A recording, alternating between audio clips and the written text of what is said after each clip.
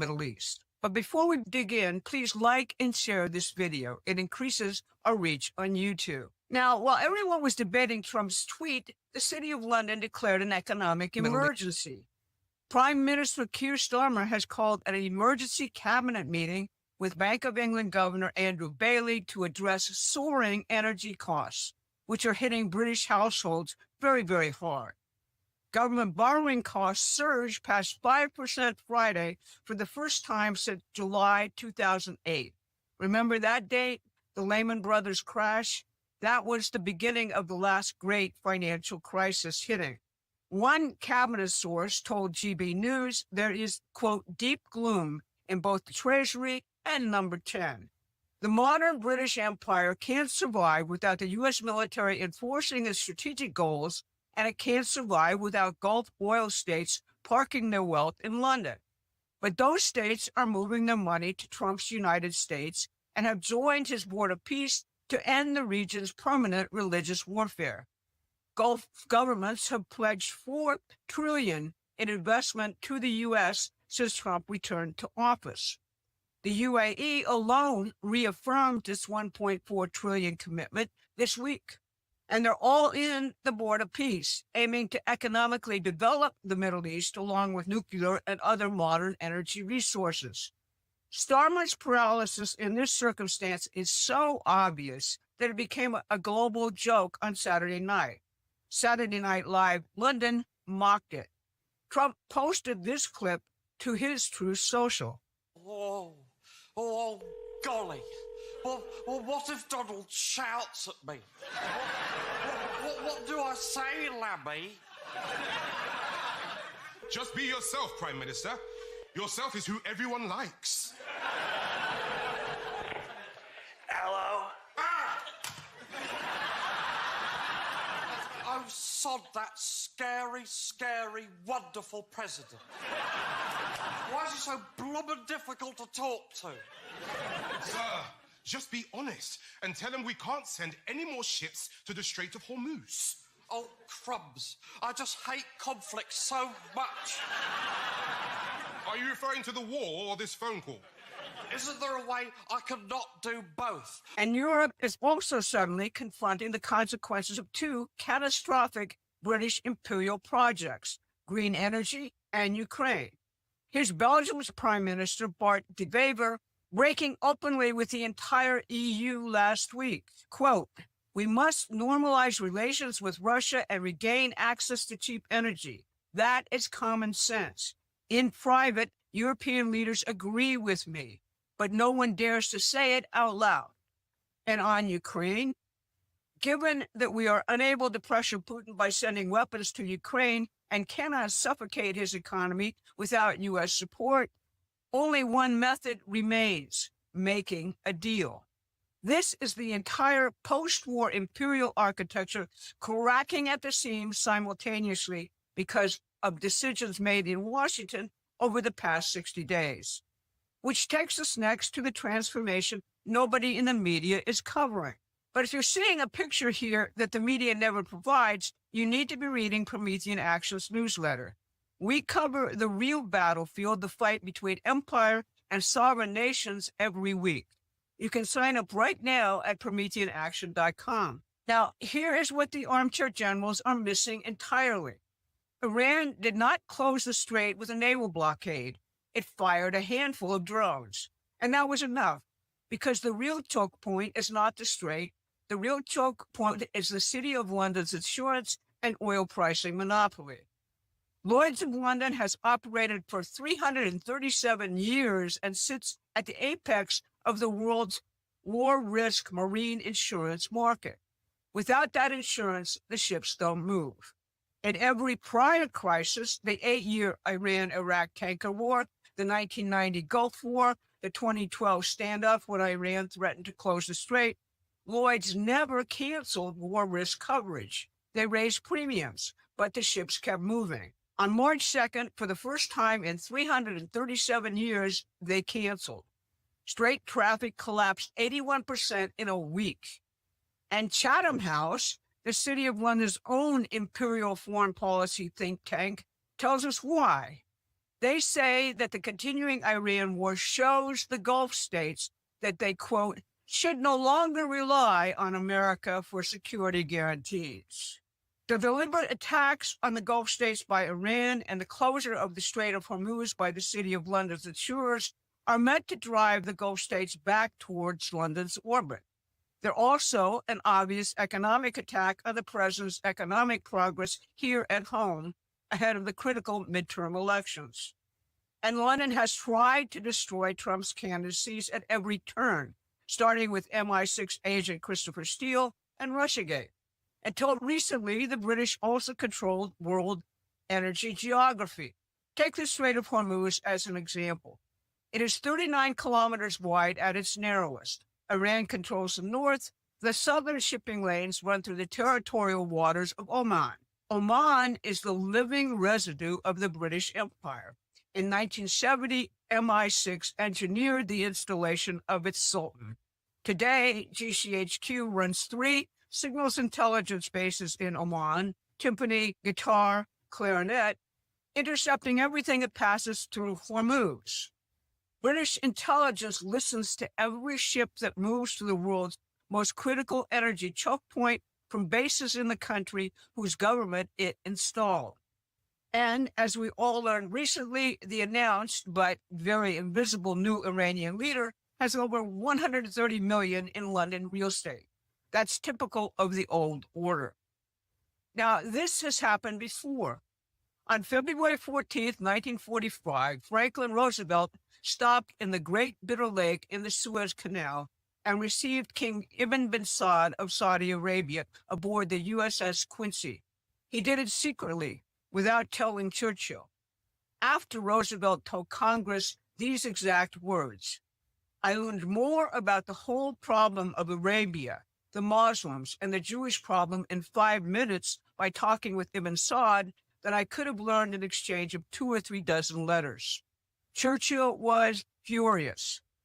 Roosevelt had promised him the U.S. would not interfere in the British sphere of influence and broke that promise deliberately.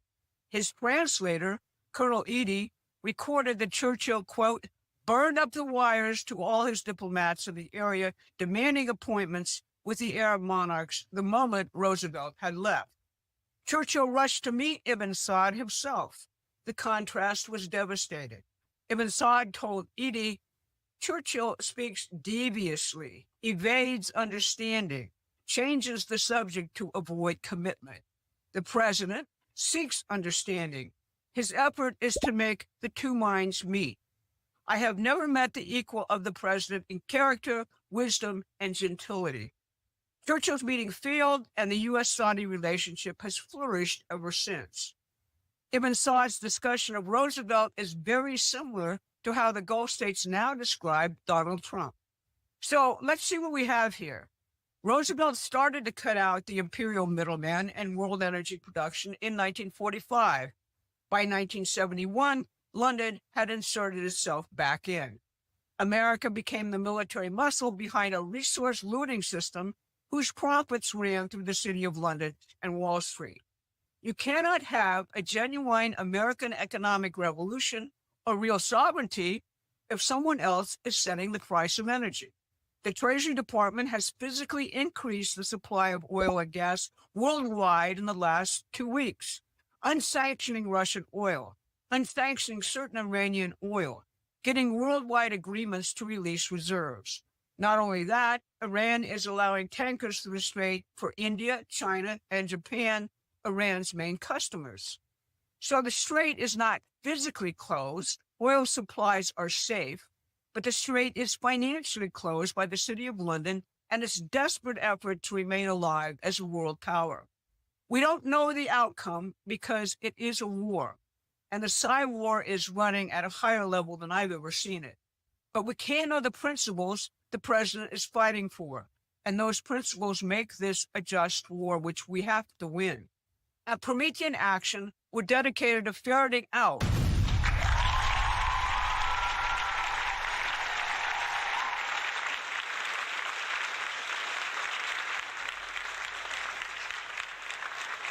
Well, good evening, Patriots. Welcome to Feisty Digs, episode, holy crap, 30, shoot, is it 36, I think? 36? I think it's 36. I think it's 36. I feel like we've done like 50 of these damn things. Well, we have, if we don't put... That's fair. That's a good point. Yeah. Yes, it We've needed done to be more said. than 50. Yeah. And before we even had a show titled Feisty Digs. Yeah. Welcome, Patriots. Good to see everybody over on Rumble. Sober Lady, Shell G, Crystal Loves David, Vanessa Brooks, G Quick, Ogo, 2404, S Britton, Sting, Tammy, welcome. Good to see all you beautiful Patriots. And everybody over on Pilled.net. We are also streaming on X, but good to see Dixie, Tammy, Forkum, Dano.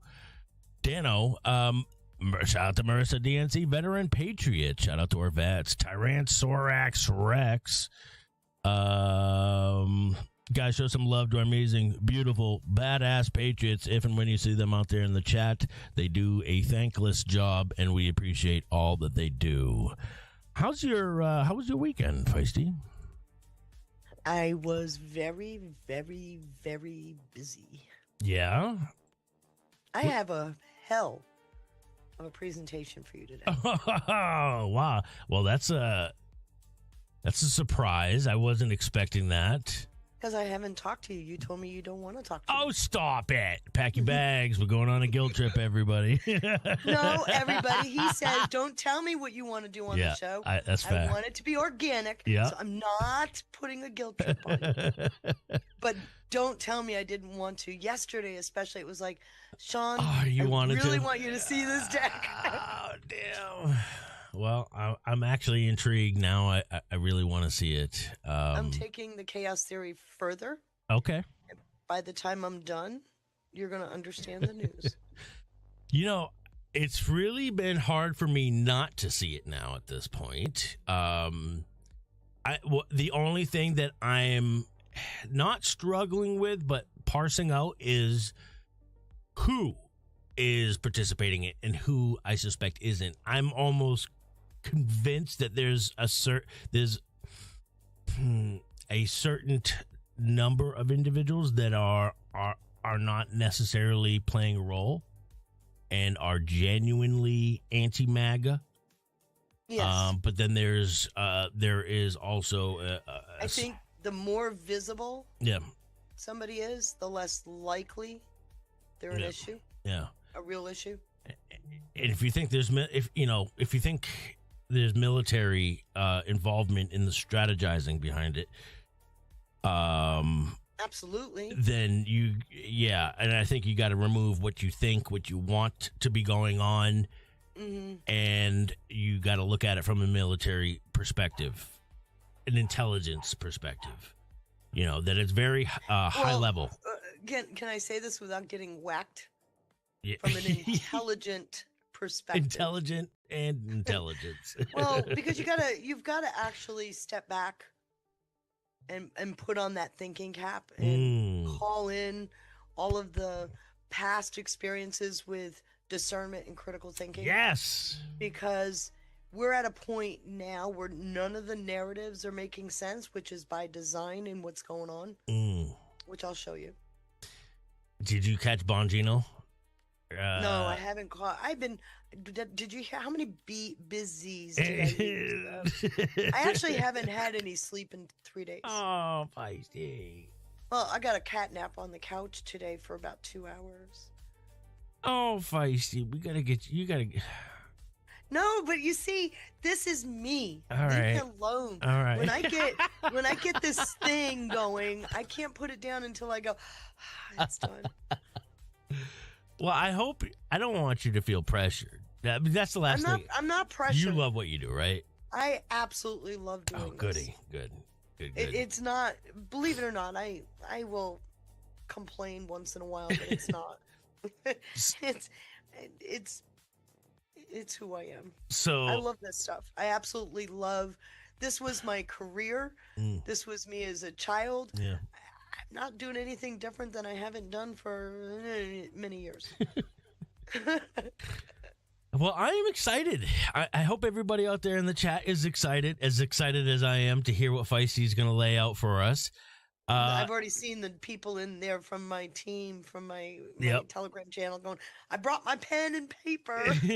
Yeah, they're not the only ones, just so you know. I do take notes, believe it, despite popular belief. So if you didn't know, Bongino was approached this weekend. Oh, I heard about that. Lending maybe to chaos theory. I might try to poke holes, a few holes, because it seemed like his response, Bongino's response. So he's either not read in on it, or he's a very good actor, because his response to Ivan Raiklin and a couple other individuals, calling him, the same thing that leftists call everybody now MAGA pedophile think protectors. People would start to see that nuance, but I don't. Yeah, it's really kind of, and that lends to why interesting. And that lends to why, Feisty, why I think there's two sides of this. There's maybe one side that's... Before you start doing the I think, okay, there's one slide that I will point out to you, where I will prove to you that there are two sides, and discernment requires that you understand who's playing which side when. Yes, and I feel like I've gotten really good at that, especially ever since welcoming you into my life. Glorious. Let me say a couple thank yous real quick, because we got a couple of beautiful badass patriots in the pill chat that dropped some gold pills. Dixie, holy cow, as you are a blessing. So thank you so much, Dixie, for the phone, to start the show off with a phone call. Wow. Yep. And then just fed up with not just a cookie, says always always fashionably late. I will be fashionably late to my own funeral. That is a fact. Count on it. And she also drops a ship. Holy ship, says this is so feisty, can leave Virginia. Oh, the ship so feisty can leave Virginia. I know. Thank you. I am. I think I will be grabbing a few people with me, because there's many Virginians in my Telegram chat. Yeah. And we're all like, refugee moment. Refugee moment. Yeah. Really, really running away with that 1 point lead, are you, communists? Yeah. Well, her stunt the other day where she perfectly mimicked the Wild Witch of the West made me laugh. I mean, I did get a giggle out of that. She did? I missed that. Yeah, she came out. It was about sports, okay? And one of the reporters asked her, do we have a budget yet? And another reporter asked her, what about the scores? And she went like this, and she looked. I mean, you could overlay with the big nose and everything. I shouldn't say anything. Oh, stop it. But you could perfectly overlay. In fact, it's in my chat room. Somebody dropped it. It's like, oh my God, that it is her. Totally is her. When I see stuff like that, I'm like, are you serious right now? Is this? It was perfectly posed. Are you playing right a down role? To the, I'm going to get you. Yeah. And thank you to Bobby Digital for the cookie. Good to see you both. Cheers. God bless you, Bobby Digital. And thank you, everybody, for joining. Please consider hitting that red pill and that like over on Rumble. And shout out to everybody watching, lurking over on X. So, there's a couple things going on. Well, one of note. Well, multiple things, but the Supreme Court thing today on mail-in balloting, which is great. I hope we can find time to get into that a little bit. I listened to, because I had time to listen to that when it was Alito. And I listened to the Gotcha, or Tempted Gotcha, by Sotomayor. Wasn't it Sotomayor? Yes, it was terrible. She did not follow through. That one landed with a major thud. So but okay, just keep in mind, 2 conservatives, 1 liberal. That is what? That we're up by 1? Oh, We're Is up by one. that what was seated today? No. You got all 9. But we pretty much have the position of 2 conservatives, yes. 1 liberal. Yes. Okay. And Alito's always been a kind of a questionable vote because he will go either way. But I think today was pretty clear where Gorsuch and Alito stand. So there's 3. And it's interesting because we're not going to get a whole lot of more sound bites, I don't think, as we wait on the edge of our seat. The thing is we're still waiting for the ruling, right? Yeah, it was just argued today. They don't even go into conference till Friday. Okay. All right. And on Friday they'll conference and they'll do a vote to see who's on which side of that aisle. And the most senior jurist on the majority will start writing the opinion. Okay, yeah, that's what that was my next question. Should we expect an opinion piece? No, you're not going to get this one, I don't think, till June. In fact, it's going to be that one opinion that turns off the light as they leave for their summer break. They leave hot. That we got that one, and we've got what is it, next week or the week after? We've got the come on, the one about anchor babies. Anchor babies, yes. So that one's coming up. Those are going to be 2 opinions that wait to the very end before they issue that opinion. And what they normally do is they'll stack them, and then the real hot button ones are the ones that the weight of the opinion shuts off the light because they dropped and ran. Okay, they get out of Dodge. So it's conveniently. It's the day usually the day they leave or the day right before they leave for summer break. Which sounds an awful lot like they did for the Supreme Court's never really off. You do know that, right? They just don't have public docket for the summer. They have the shadow docket runs 24/7, 365. So they're never really off depending on what's on the shadow docket. But usually the very last day of the public session is when they're out the door.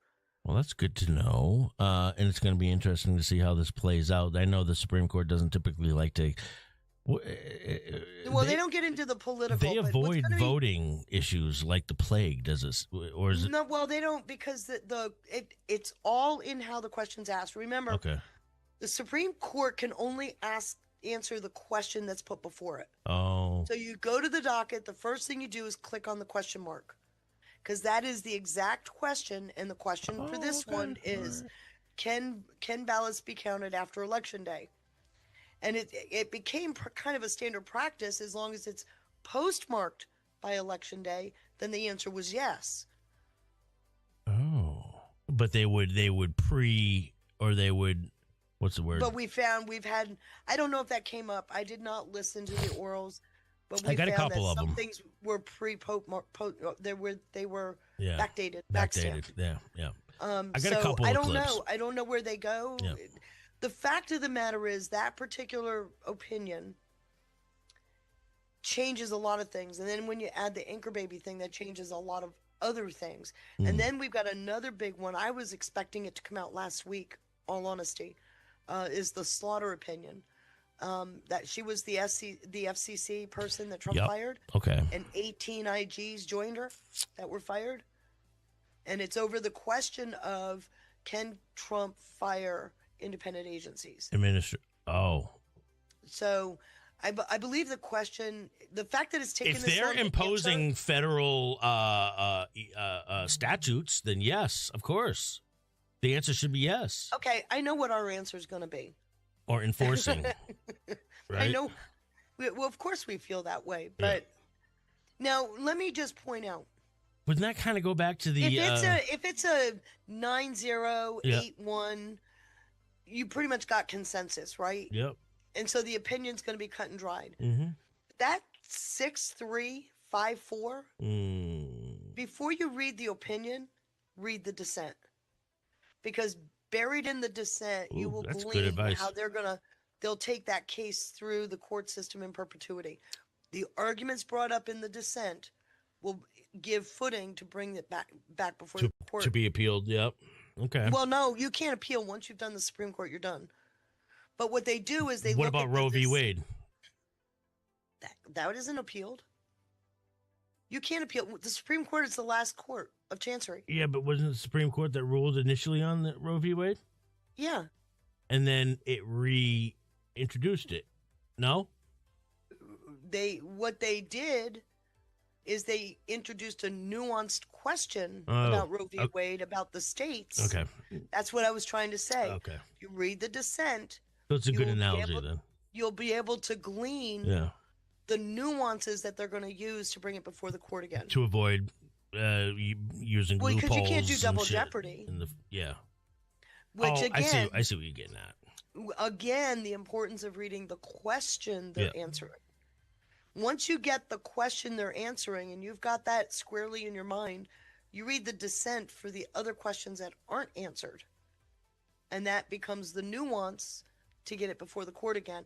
But I routinely do that when I read the closer opinions, 6-3, 5-4, sometimes 7-2. Well, But- reading those dissenting, I mean, that's another way that I suppose Feisty is presenting on how to remain objective.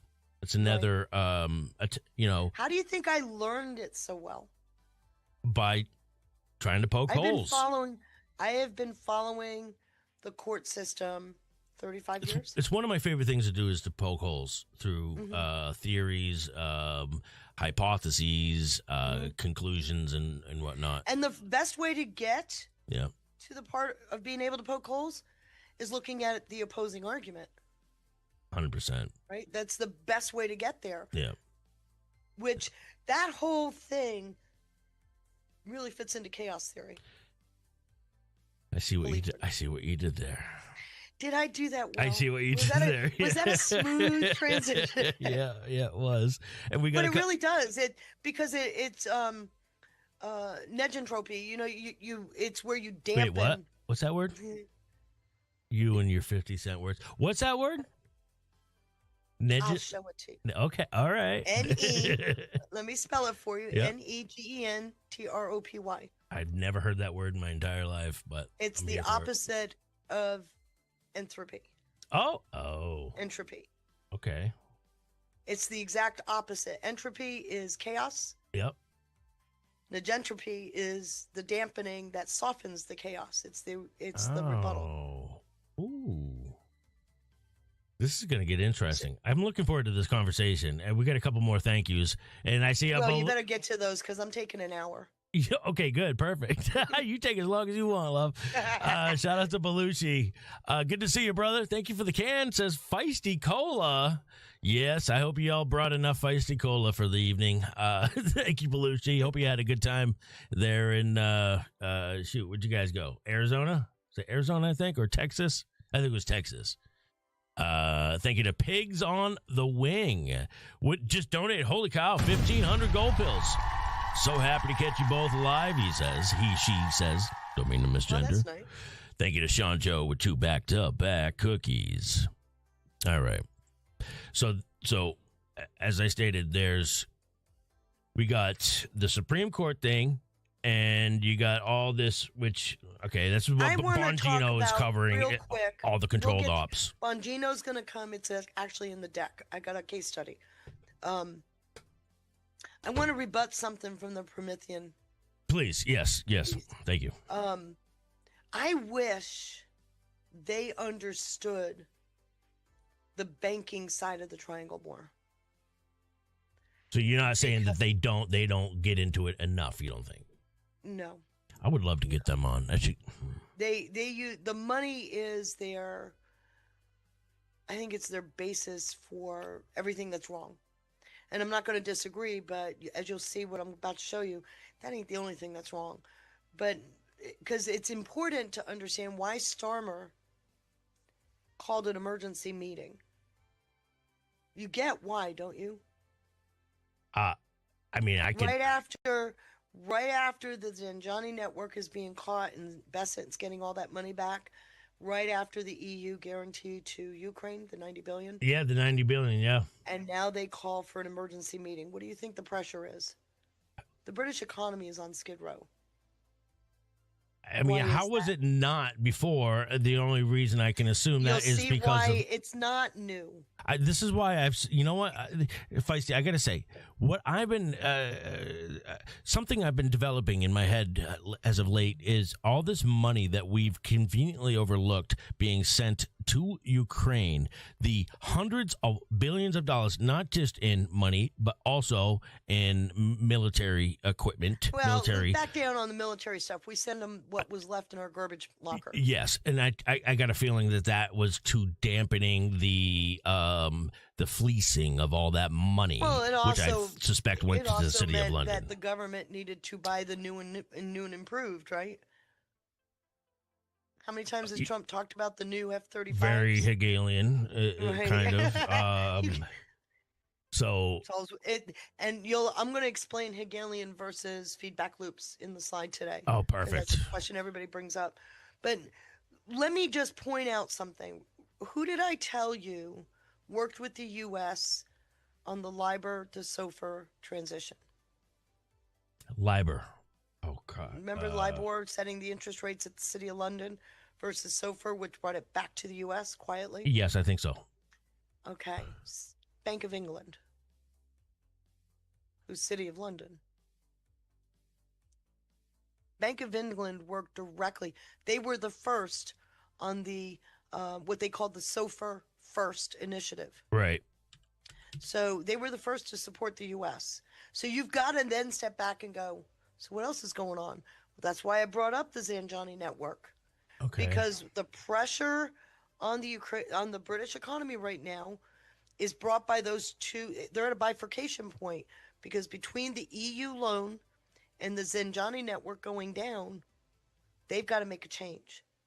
Okay. And I'm going to show you a slide that'll make it very clear to you how important that is. Oh, okay. Perfect. It's vital. So, which is great.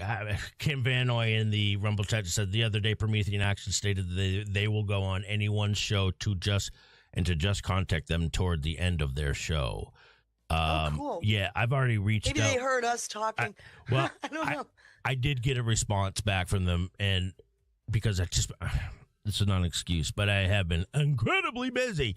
But I'll get back to them. You always are. I'll get back to them, and I'll see about getting either Susan or Barbara. There's another guy. I would love because I think between, and I'm not dismissing anything they do. I love their research. I love their work. Yeah, it's better than but the I just- alternative. I got to tell you. I'm constantly going, and it's like if just a few little pieces in there would tweak some of their opinions. And I bet you anything they probably say the same thing if you were putting out only 10, 12-minute long videos that you I'm can only not cram gonna so much disagree. into it. You know what I mean? I'm not going to disagree, but I do get the sense listening to them for as long as I have, and it's been a very long time, years literally. Yeah. That I get the sense that they're not clear on what's coming with the new financial system. I don't think anybody's. I'm sorry. I don't think anybody's clear about this. Okay.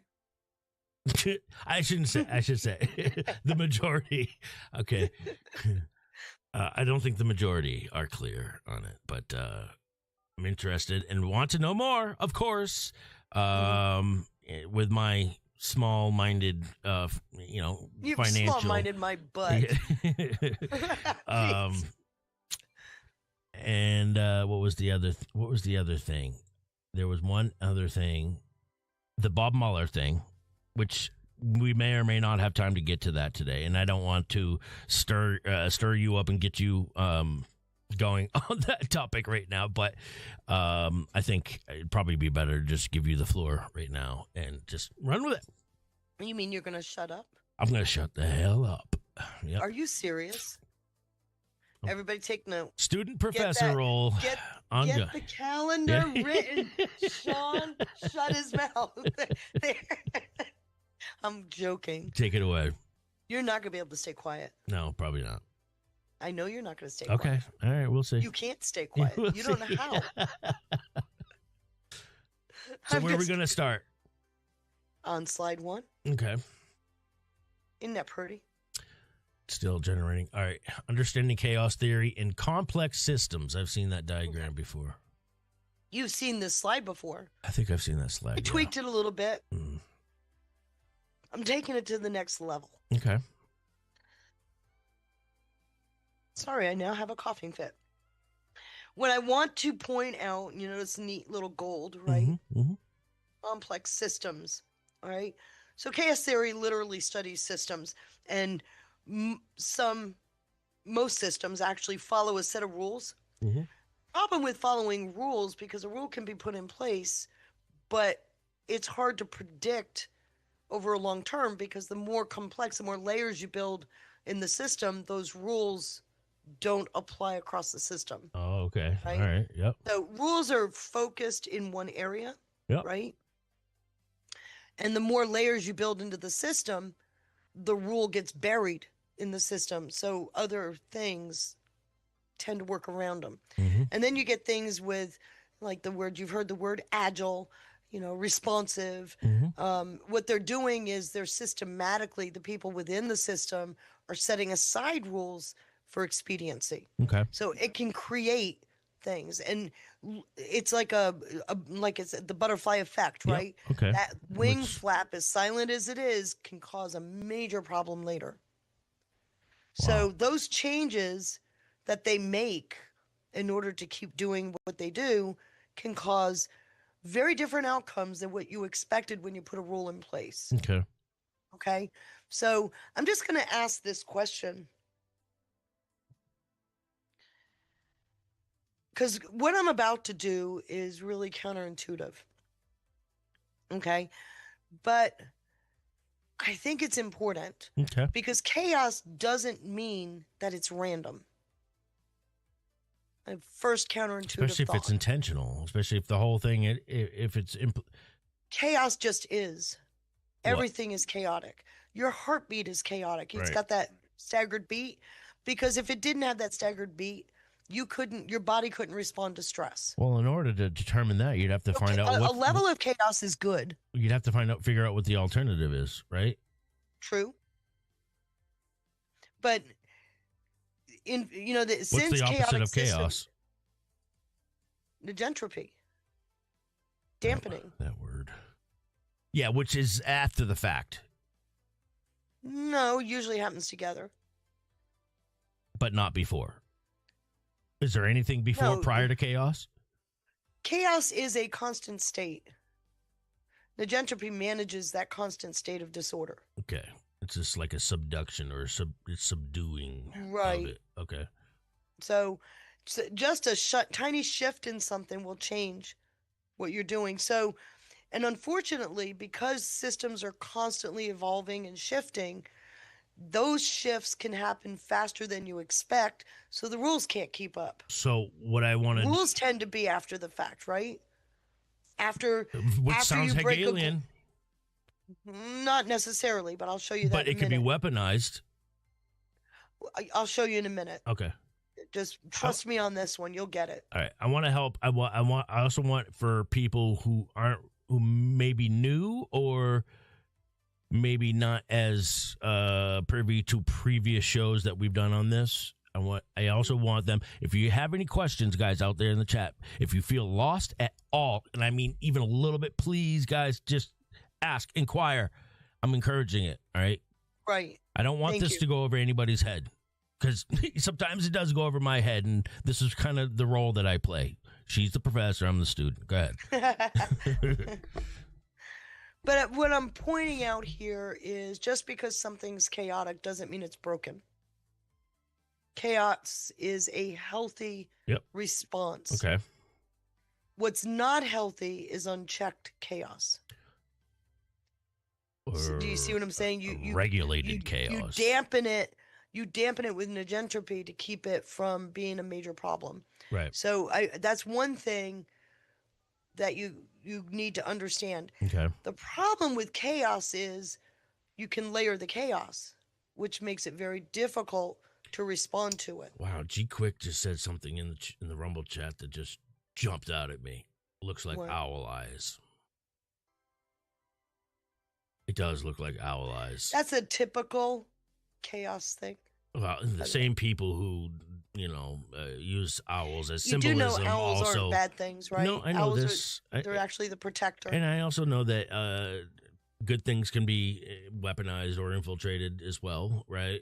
Right. I just, the same people who use owls as symbolism also use order out of chaos. Our own order out government of did chaos. with superb owl that they kept hashtagging out. And then, like I just said, the order out of chaos. Ordo or That was the Obkeo byline on my company when I had my company. What is it? Ordo KO, Obkeo, or something like that? Something like that. Yeah. I stayed with the English order out of chaos. Yeah. So anyway, let me take you to the next level, because what ends up happening over here on the left, you've got a layered system. That's the best I could do. Okay. Mm-hmm. You got this system that just keeps packing things up, and it makes the system more complex. The more layers you add, the bigger the government gets, the more difficult it is to manage and control the chaos that's inherent in any system. Okay. And then what you get is a level of system instability.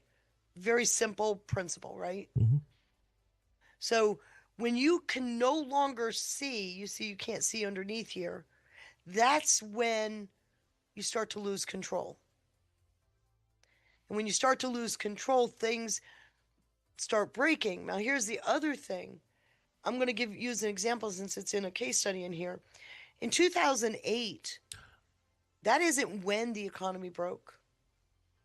It had already been breaking since the 90s. I see where you're going. And there was a marked problem since 2005. But it didn't hit the fan until October of 2008. I know where you're going with this.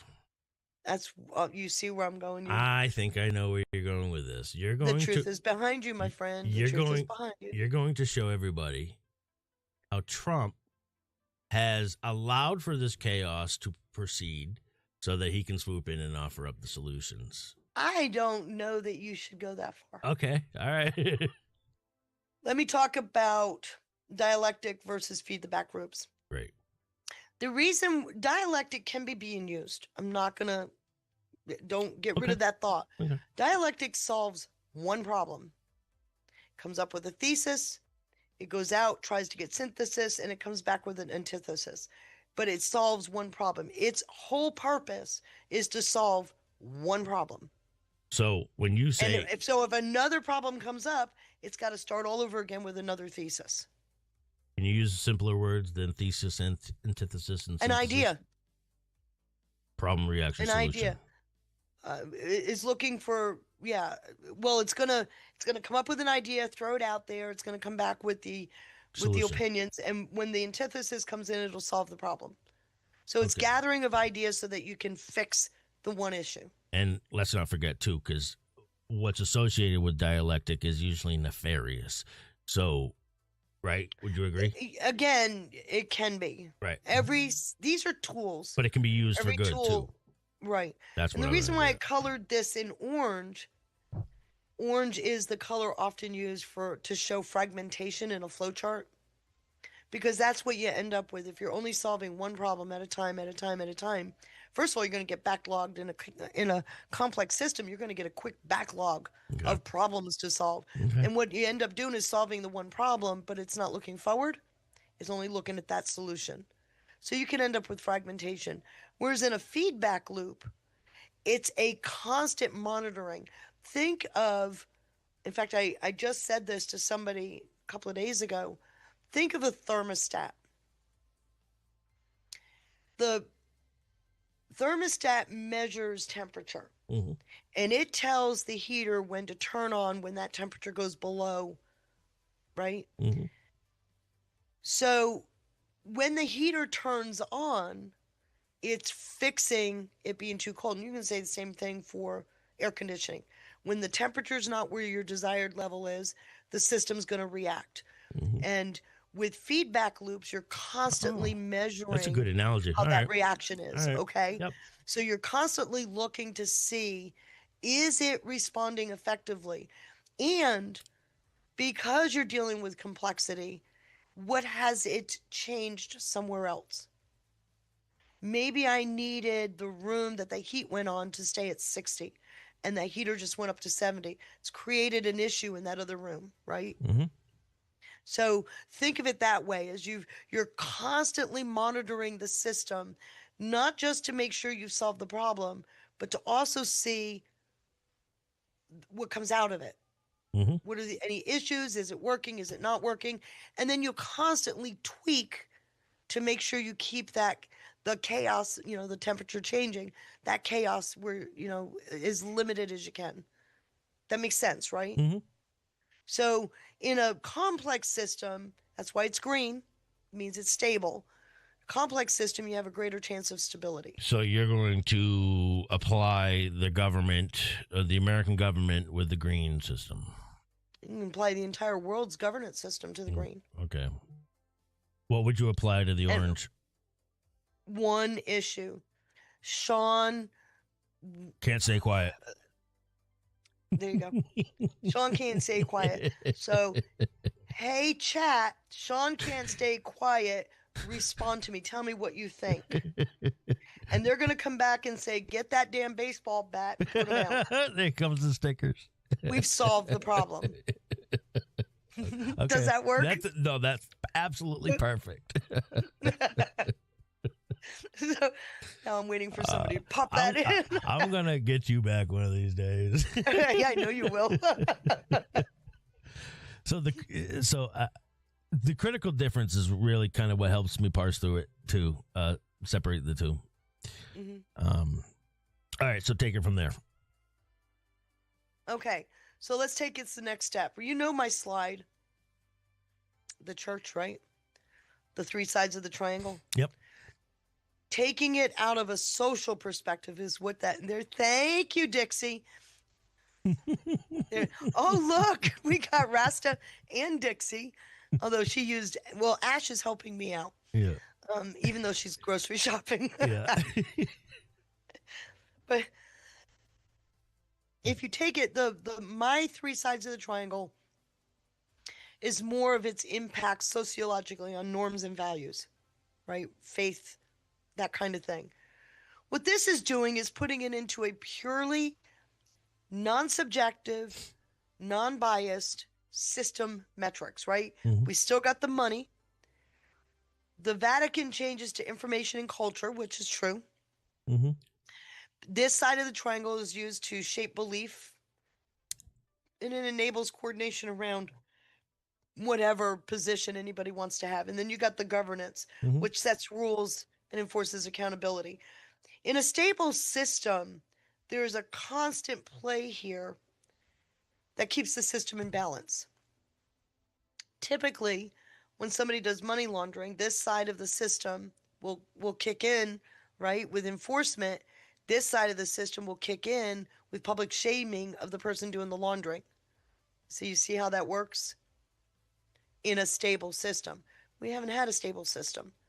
We haven't had a stable system for 20-some years. Almost over 30, actually. And probably go back further, but I'm going to stick with my markers.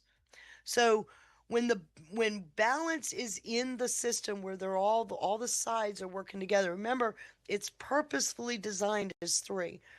Governance, man's earthly governance, if you will, consists of all three of these. You can put everything, anything, inside one of these circles. Whether it's a government institution, Okay. whether it's a hierarchical place where you have to follow rules like the school system, which is government. But You knew this my could be question. That was going to be my question. yeah, this could be churches, but it could also be political action groups. Yep. Because what are they doing? They're shaping belief. Right. Monetary is not just your banking system, but it's how money moves. Okay. Okay, so this brings in hedge funds. It brings in City of even your London. pension plans, right? Shadow banking. Right. So you want to, in a normal or stable system, you try to keep the equilibrium. Mhm. If you got a little bit of a ricochet over here, the other two sides of the system quickly try to balance it. Mhm. unless something happens, right? So what ended up happening, and entropy is chaos. It's literally what it means, is we're Okay. bringing disorder, okay? So entropy is chaos. Something broke, complexity in the system increased to respond to that. Too many rules. Do you see what I'm saying? Mm-hmm. When complexity increases, transparency, remember I showed you the stacks, transparency into that system decreases. When transparency decreases because you can't get information, your faith and trust in that system decreases. You're following, right? Yes. And then once that goes down, then you have the inability to coordinate a solution in the three sides. And that absolutely brings about instability. So you see this as one fluid, a crick, a wrench in the system could cause all of this. Typically, systems respond with more rules, not less, to try to. And if it's this side of the system that had the issue that created the imbalance, you can see how that can go way off real fast. Mm. Or public opinion said we need to kill babies before they're born. You can see how we use the law and money by, we funded Planned Parenthood. Yep. And we used the strong arm of the state to force other countries who didn't want anything to do with abortion. We told them you'll get your foreign dollars if you pass laws. And you're not they did. You're not talking about the difference between it happening on purpose or naturally happening, right? It's an element of both. Okay. Yep. It's an element of both. The position is the if you remember Shape's belief, the position is abortion should be easy and affordable. Remember, that's Clinton's famous words. Yep. Accessible and affordable. Remember? Mm-hmm. So in the accessibility piece, they what they did is they said, well, people in Uganda need to have abortions. If you want your federal dollars, you need to pass a law to do that. This actually happened in Belgium, and it went off the charts real fast. But if you're looking at it for affordability, the system responded with a rule that used dollars to ensure that those abortions could be had, and it eroded the original value system we had around life. Okay. Am I making sense? Yes. I know you're going to tell me if I don't, but so one of the things to remember is systems tend to drift, especially the more complex they get. They tend to drift over time, and that forces them into a tipping point, which is what I'm going to bring up. And we know this. We've seen it. This is that case study I told you about with City of London. All of this happened. Foreign money flooded in. It was unchecked. The regulations, they were deregulating, and they kept it hitting. So all the Remember, other I showed you systems that. have to ramp up in order to keep up with it, right? Right. Okay. So what they did was the opacity in the regulatory process, and the fact that they weren't holding people accountable increased the issue with the City of London banking system. And it was because of the flood of foreign money. This really went off the rails, by the way, after 2008. And then finally, in order to keep that little secret going, they actually distorted incentives, and people were personally being paid to look the other way. I showed you that. I proved that to you. Mm. Right? Mm-hmm. So it created a major issue that went across the world real fast. And we had widespread laundering scandals, instability all around the world as a result of what was going on here. Which, by the way, this started in the 80s. Majorly started in the 80s. Maybe a little before that. Mm-hmm. So putting that back into the construct, this is the monetary system that went out of whack. You had your deep state, then your government, because of the deregulation, not holding anybody accountable. Now your government's getting weaponized. Especially the more overbloated it gets. Right. Well, because they're trying to keep this banking system going, Mhm. right? So, in order to keep the banking system going, they had to have that foreign money that was illicit because they were taken off the Mm. top. So, in order to take those illicit dollars in, they had to distort incentives.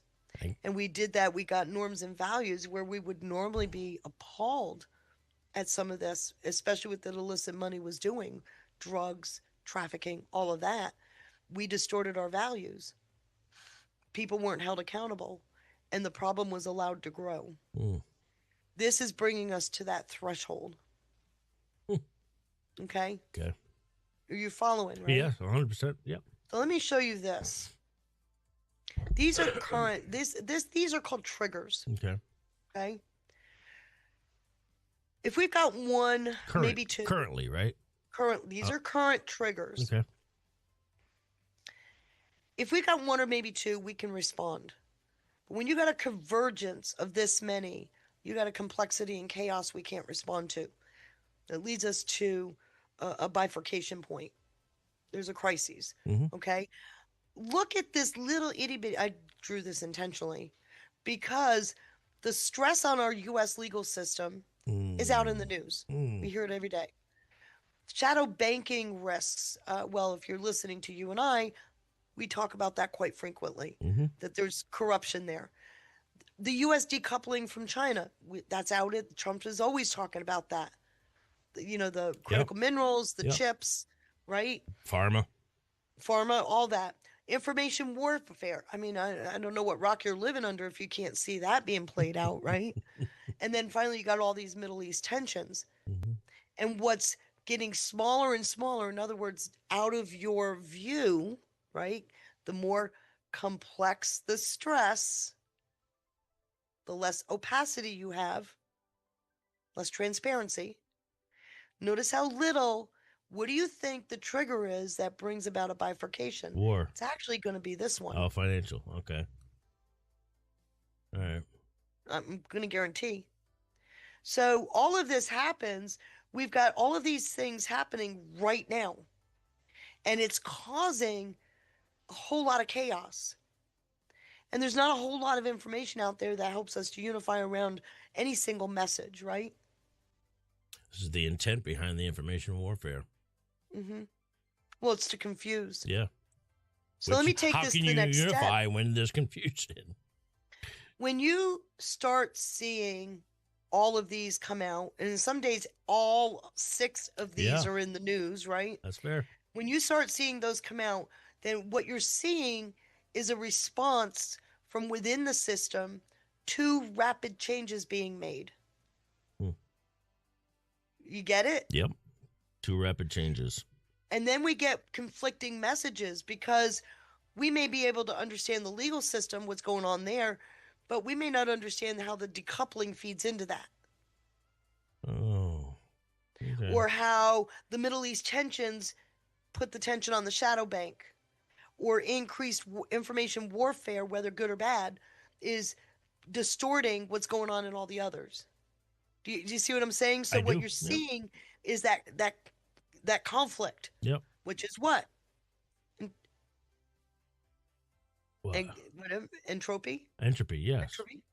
So that's by definition increases chaos. Yeah. When they all start to come together, you've got a point where there's a critical nexus. And notice I used a bridge on this one. And by the way, I'm really starting to get AI to do what I want it to do. I wanted to show that this can actually be used as a bridge to get beyond the precipice and get over here. Okay, so you'll see this bridge is a common theme throughout the deck. And I think the way to connect it all, or for people in their minds right now, is to figure out or reconcile whether or not it's happening on purpose. If it is, what's happening on purpose and what's the ultimate goal, or if it's happening naturally. I've got a slide for that. Yeah, okay. All right. You know I do, right? I don't. So, nevertheless, what is happening when all these triggers are visible is what was hidden or tramped down, they can no longer hide. It's too obvious, it's too big, they can't control it. So the more it comes to the surface, the bigger, more explosive it feels. Kind of feels like now, doesn't it? Certainly. Right? So what was already broken is becoming obvious to those who couldn't see inside the system before. This is where these two terms come in. So entropy breaks down. It makes things break, right? The system is breaking. Entropy does that. Those are the chaos elements, those triggers that I showed you. This introduces entropy. Okay? Entropy is what breaks things. Negentropy is those dampening measures that try to limit the outcome of the extent of the chaos this is creating. Okay. So you think temperature, right? Here's your thermostat. Turn it off, turn it on. Turn it off, turn it on. See what you did there. You gave some examples of one, straight up Hormuz, the shutdown of it and what the chaos that causes. And then the alternative to that, or the solution to that, would be documented time. I'm sorry. No. This side has, all I did was throw up examples of something breaking down. This is breaking down the order in the Middle East of moving trade. This is a trade crisis. Let's talk about that. The crisis was Iran shut down the strait. What was Trump's response? We're going to go in and provide protection and provide security. And then what ended up happening was, again, think about that too, because so we went in, Iran shuts it down, we bring in our ships, and we're saying, okay, we'll guide you through. City of London comes in, creates another branched out chaos by saying, we're not going to insure anybody. Trump says, that's okay, we already planned for that. Another dampener. So you see the chaos turned on, turned off, turned on, turned off. And you're sitting here at that bifurcation point. That's where we are right now. Well, we're in that gate, if you will. Yeah. Okay. And so all we're doing at this point is managing the explosive nature of chaos. Okay. There's things that have to be done. So systems collapse when you enter these feedback loops that will kind of turn on or turn off the crises that each of those triggers pose, right? And then what you're doing is you want to scale that as you need to. So you're, again, using the thermostat. If anybody, and I need you to watch the chat because I can't do both, but if anybody's got any questions, please keep bringing them up, because we want to be able to convert what you're seeing here into something that you can identify with. Once you learn to identify or understand what was the chaos, what was the negentropy that stopped it, close the strait, use the military, stop the insurance, come up with another solution. Why'd you put Caputo on there? Because I just was throwing examples. Okay. Caputo is a negentropy, which I'll explain. I've got a slide for that. Okay. So we also have the gatekeeper. Actually, Joe Kent is both an entropy and a negentropy, and I'll show you that. Oh, wow. Okay. But the problem with this is everybody missed this signal, which actually talks to Caputo. So I'll show you that here in a second. Isn't that a pretty slide? I mean, you're knocking these slides out the park. Aren't they gorgeous? I love it. Yep. But let me just point out, I had a hell of a time getting the AI to do what I wanted it to do. And I'm going to show you one slide at the end so you can have a good laugh. But today, and I'll show you that in a minute too, today I was like, you're a fucking idiot, AI. I was so frustrated. I made the slide in the end because it wouldn't do what I asked it to do. I know, the stupid user, Yeah. but it was pretty clear. So anyway, this is Joe Kent. He resigned. Instead of listening to what he was saying, the gatekeeping in the USIC, intelligence community, everybody got into the narrative of is he good or is he bad? And we've had these back and forth conflating narratives, back and forth, back and forth, back and forth. And we never really, I still haven't heard where people are talking about the real issue, and it's the flow of information. He's talking about gatekeepers. You get what I'm saying? I do. I'm having a hard time getting out of my head the investigation into his leaking. I would reserve opinion. Oh, I don't have an opinion about it, but I might, but. I'm just saying I would reserve opinion because it sounded to me when Trump talked about it, Trump said, the first thing he said was he's weak on security. Given his background, his wife died in 2019 in Syria. Yeah, he's been roadside remarried. bomb.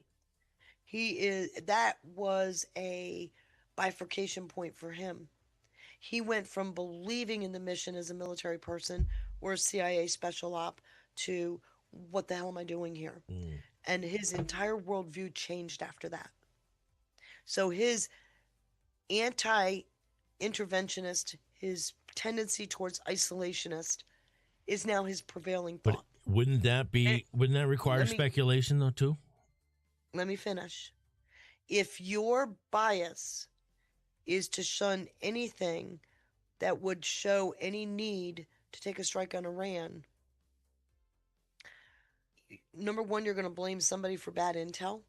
Because what do you not want? You don't want to go to war. Are you following what I'm saying? I do. Then that would make him a very bad candidate. Weak on security, isn't that what Trump said? One of the key things about that role, like I was talking, wasn't it? I know it wasn't you. I don't know who I was talking to. Days have kind of blurred together. We have the Office of the Director of National Intelligence because of the gatekeeping that happened at 9/11. Strictly because of that. The CIA admitted that they withheld key intel from the president. Not just Bush too, but Clinton as well. They admitted they withheld that information. We now have the Director of National Intelligence and the NCTC that Joe was the director of, because the role, it's codified in law in 2004, where their role is to bring in all the intel from across all the IC, what is referred to as the USIC. They bring in all the intel, codify it, put it together in the presidential daily brief, and that goes to the president. And none of the other agencies are allowed to have input into what goes into that. The raw intel goes to DNI. DNI is responsible for codifying it. And it's up to the president to decide on what to do with that information. And Tulsi was 1,000% right. Yes. Which, Radcliffe maybe somewhat, but ever since that department was set up, who was DNI was actually CIA. Tulsi's not CIA. Are you seeing the difference? She was 100% right.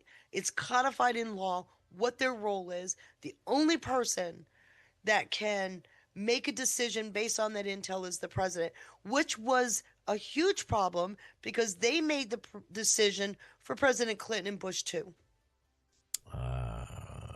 And this really... he allowed them to make the decision, though, too. No. If you're not getting the intel, how do you... Oh.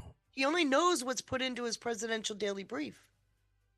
That is, and I'm not making crap up here. This isn't subjective. And that was before the ODNI. Yes. Yeah. Okay, I see what you're saying. Yep. So that's the point here. So that's where this is the chaos piece. Mm-hmm. This had the ability to become negentropy. It didn't. 2 days later, you get Michael Caputo. Did you watch that? I did with Catherine Heritage. I'm sorry, yeah, Catherine Heritage. Mm-hmm. He actually clarified the signal that Joe's story missed. The signal. What did he tell her? He was being surveilled. Yep. And remember, he said, I'm here. There's a lot of people between me and the president. He kept showing, Yep. right? Yep. He clarified this signal about gatekeeping and bias. And so here we are. It starts with entropy, Yep. but then he did something nobody is catching. He showed her a piece of paper with a documented timeline of events that immediately became negentropy. Why? Because it's actionable. The key with entropy is you don't get a lot of actionable information that you can use. He gave you something actionable. And isn't it interesting that Mueller dies and Trump is all about Russia, Russia, Russia, and Mueller was this, and you see the timing? I'm not saying these are coordinated. Well, I do think they're somewhat coordinated. I was going to say they seem coordinated. But do you get it? Do you see it? So what and Catherine kept trying to get him to change the term he used. He said, no, I really think it's consensus. He said that several times. What is gatekeeping? It's consensus on the flow of information. The silo. You only let out. It's withholding, yeah. Right. So now where this failed, this preserved it. Okay. So what is the real issue? Where is it? Well, it'll fall in here. The weaponization of government, right? Mm-hmm. So we know that there's a grand jury in Florida that is specifically dealing with that. No, I'm talking about the one that, not the first one, the second one is a harder hitting one. So, and there's something going on in DC.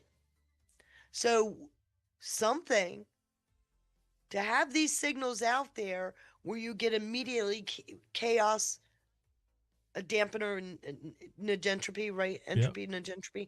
You're already seeing this balancing mix. Yeah. Okay, this is where rubber meets the road. A system will settle into the state that has the strongest motivator. Okay. So I'm going to show you here in a minute. I know that's confusing what I just said. It isn't by design. That's called attractors. It will navigate to where the strongest attractors are. So I really think his story had to come out because this signal was missed. His story had to come out.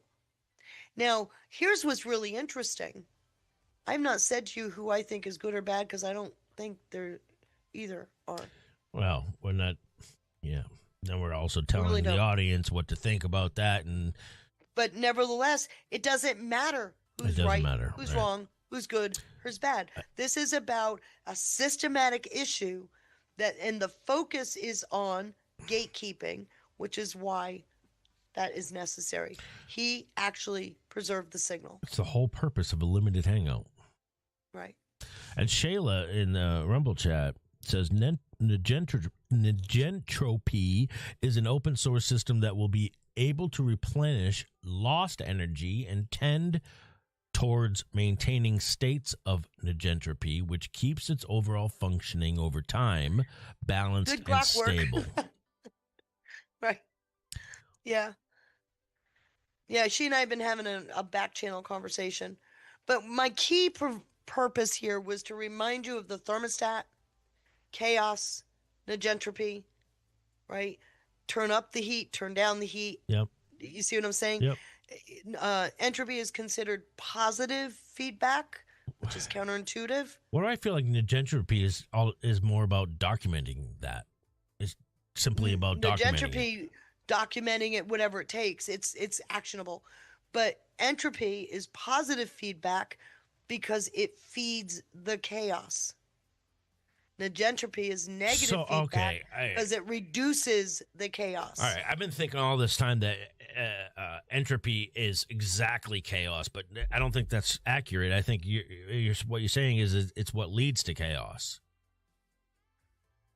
Yeah. That it doesn't define chaos. It's what's needed in order for chaos to happen. Entropy breaks things down by inserting triggers causing chaos. And then negentropy is the documentation of it. Yes, it tries to bring the chaos under control, and there's something actionable comes out of it. Somebody's held accountable. You got something documented that can be used. There's an action that comes Supreme out of Court. it. Supreme Court, but I also pointed out one with General Flynn the other day where he's talking about this has got to change. That's entropy. That's entropy.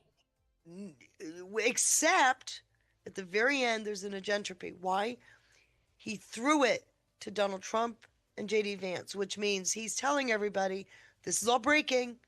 Look to Trump and Vance, which is an negentropy. Wow. This is military. Yeah, this is 100% military. Yeah. Everything going on, this has to be military, man. Oh. It's actually a mathematical model. Yeah, but right. But you're not going to get government. It's not going to do this. Okay, I should have saved one of the stupid AI images.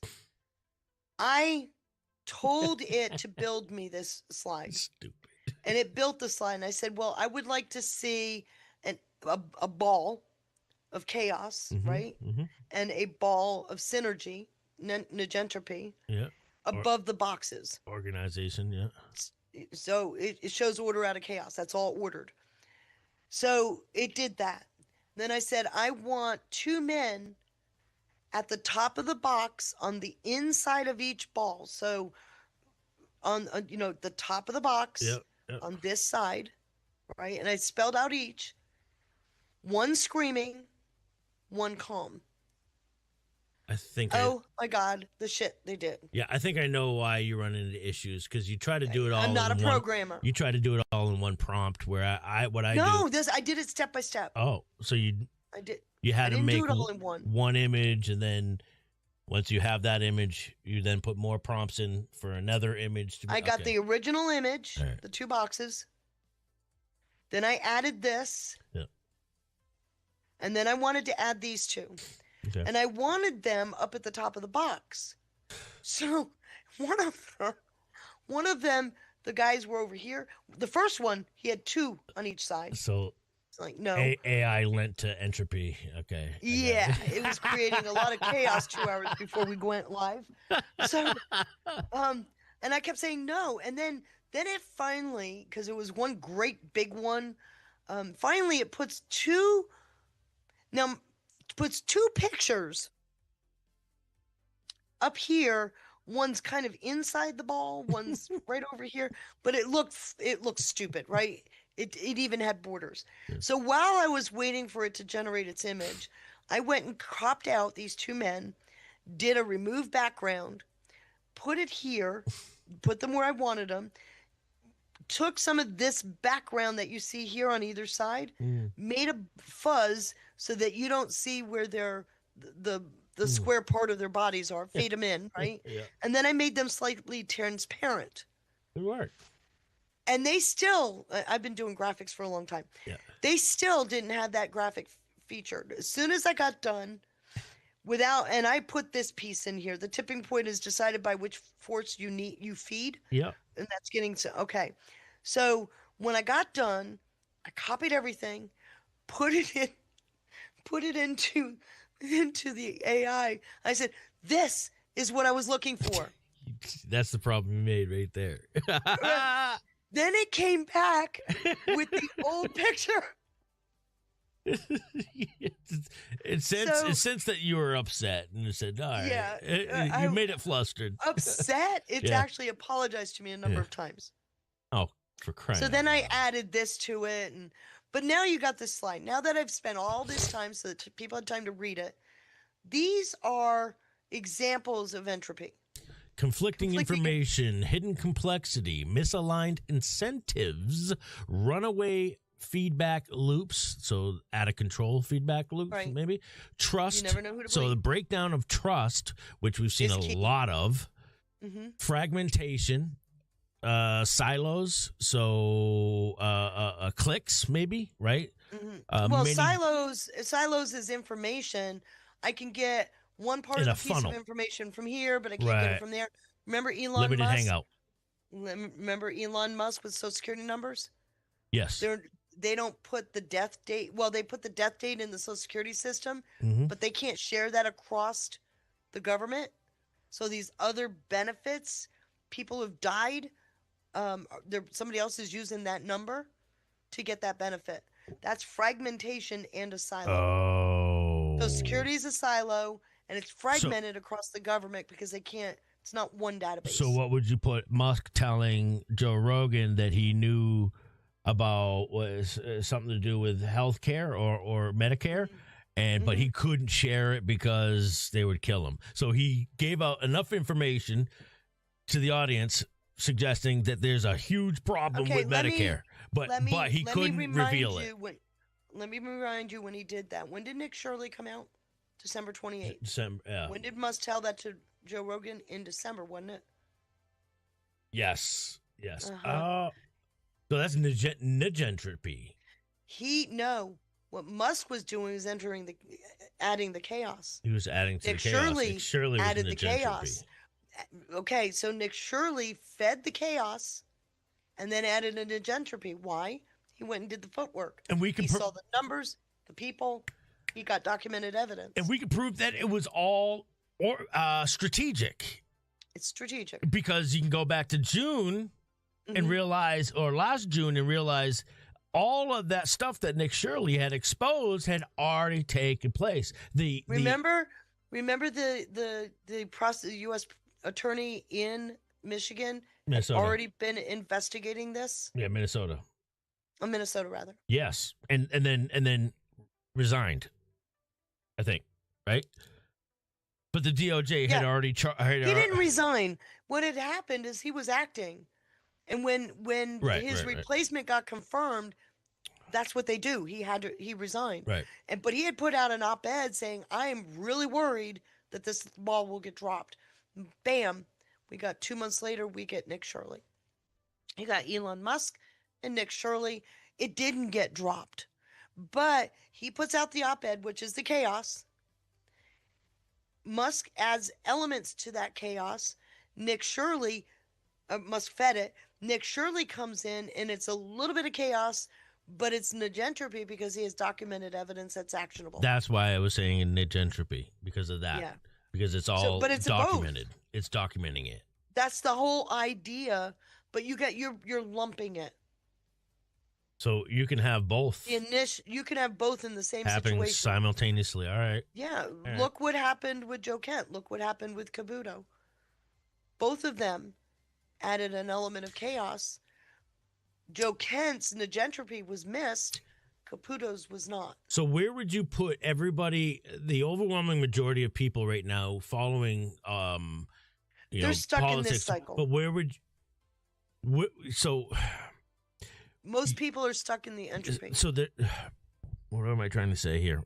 The people who are more focused on Kent being good or bad, that's what you would put in entropy. That is actually it's a sub-level of chaos. Okay. What does it serve to do? If you're going to focus on this, the noise, Yep. you're covering up or hiding the Or signal. contributing to it. So you're adding the chaos Knowingly to or hide unknowingly. the signal. All right. So because we don't want to do that, right? Right. So what would you encourage? Is What would you everybody for encourage homework- us, and what would you encourage the audience to do to not contribute to entropy and to contribute to more contribute? Remember what he was talking about. remember, he was talking about the fact that intel is not being freely and carefully shared across. Oh. He's talking about the gatekeepers and the silos within the USIC, which is a national security threat. Oh, so he's using himself as an example. His own example is he's anti-war vehemently, and in his role, he can be anti-war. He has the right to that opinion. And he knows but it Trump can't- is too. But it can't affect his work. It can't, or he won't allow it to. You're not supposed to. Trump gets to make the decision Right. as to what he does with that data. If his bias is so anti-war that it taints what he sends to the president, he can also potentially be, and I don't know that he is, so please don't No, that's jump fine. all over That's me. fine. But he could potentially be a national security risk, which that would have dampened this bigger, I mean, it would have hidden this bigger risk, which is intel across the USIC. And I can't stop thinking about him in particular was not ever involved in intelligence. He never collected it. He never directed it. His job solely prior to this position was an operator. He's only been an operator, which just makes me wonder. This makes me wonder if this was intentional. That lends to. I don't know. It doesn't. Again, don't get caught up. I'm not doing the good. I'm not doing the good or bad. I'm just. It doesn't matter. That's a data point.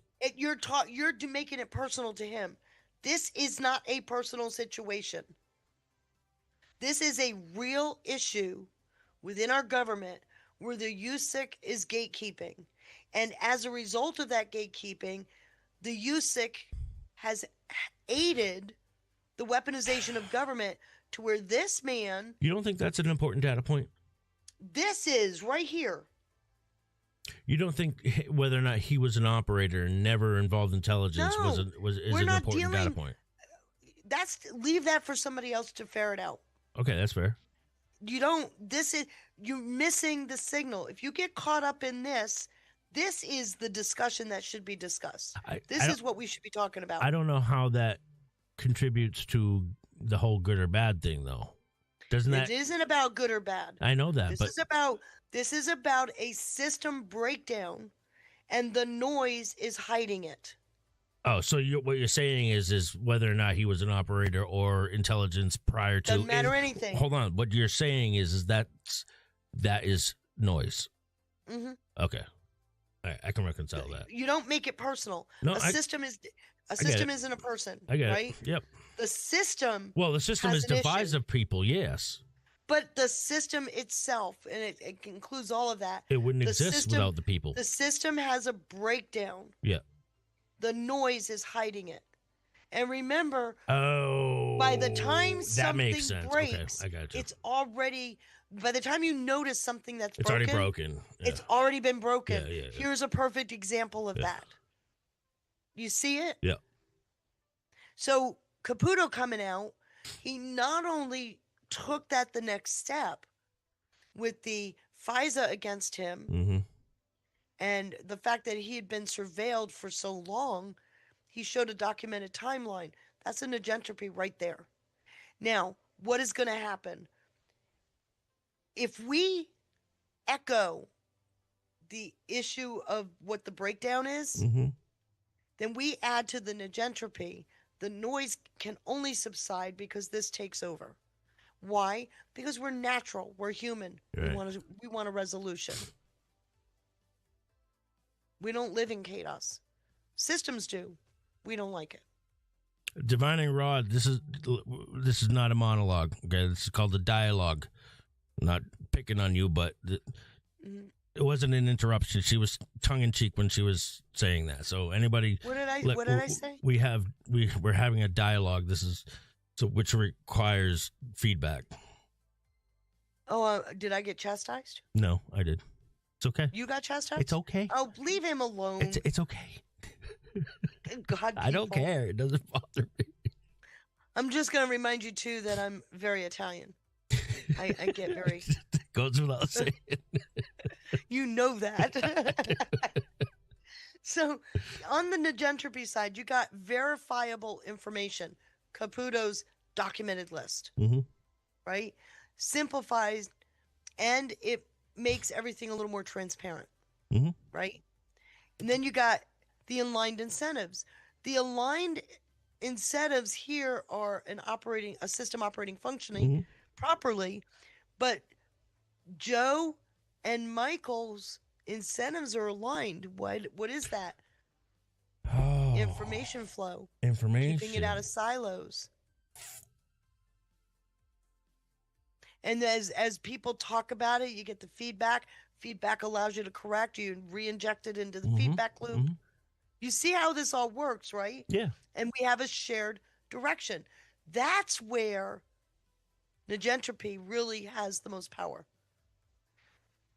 When you have people that can say, yeah, that's exactly what we need to do, the noise around Joe becomes immaterial. Okay. You see it? Yes, totally. Now, Yes. check out another negentropy here. Timely, coordinated response. Oh, gee.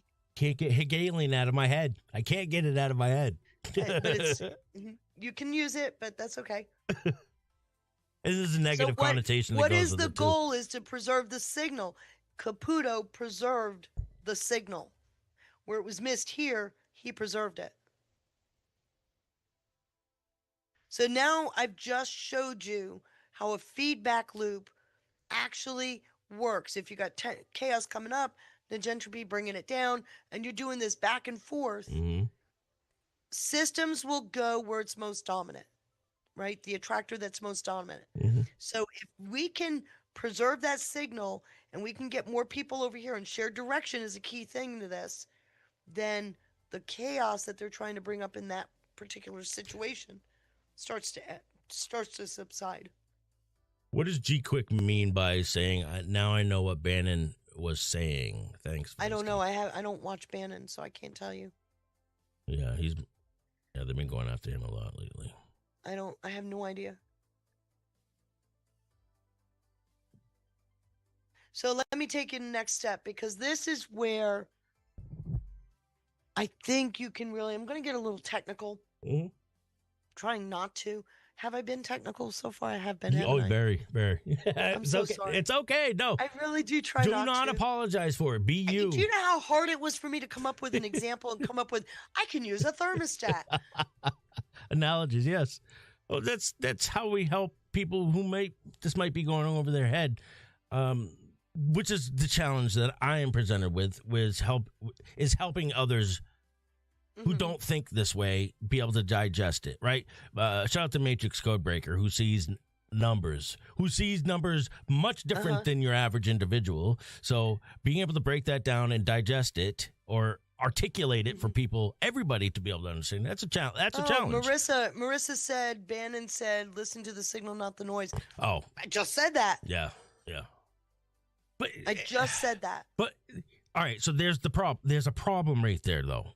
All right, because if you don't understand what the signal is. Thank you. Yes, you don't. You got to be able to identify signal and noise. If you can't, then it's okay. Let me gobbledygook. show you. This is noise. Why? Because one, you're making it personal. So everything revolving around Joe Kent right now, currently, is most of it is noise. Because you're making it about the person, right? But how to not pick the system. He complained about the system in his resignation letter, which he's lending to the noise. No. He did, but he was telling you what the problem was. The immediate response was he's a bad guy. And the arguments, good, bad guy, is what is prevailing when it comes to Joe Kent. But that's hard. But the signal was actually the issue within the system. Signals are not personal. Signals are systematic. Caputo told you about the same. It's two faces of the same coin. Again, it was the information flow and what was being weaponized. And he actually clarified what the signal was, kept saying consensus, over and over and over again. Consensus. That gets you right back to gatekeeper. Go back and listen to Catherine. She kept trying to get him to change the word. Kept saying, no, I really think it's consensus. That was intentional. The consensus was anybody associated with Trump is a bad guy. So they illegally surveilled them to find them to be a bad guy. I still don't see how this helps people be able to decipher between signal and noise. You'll figure it out. You will figure it out.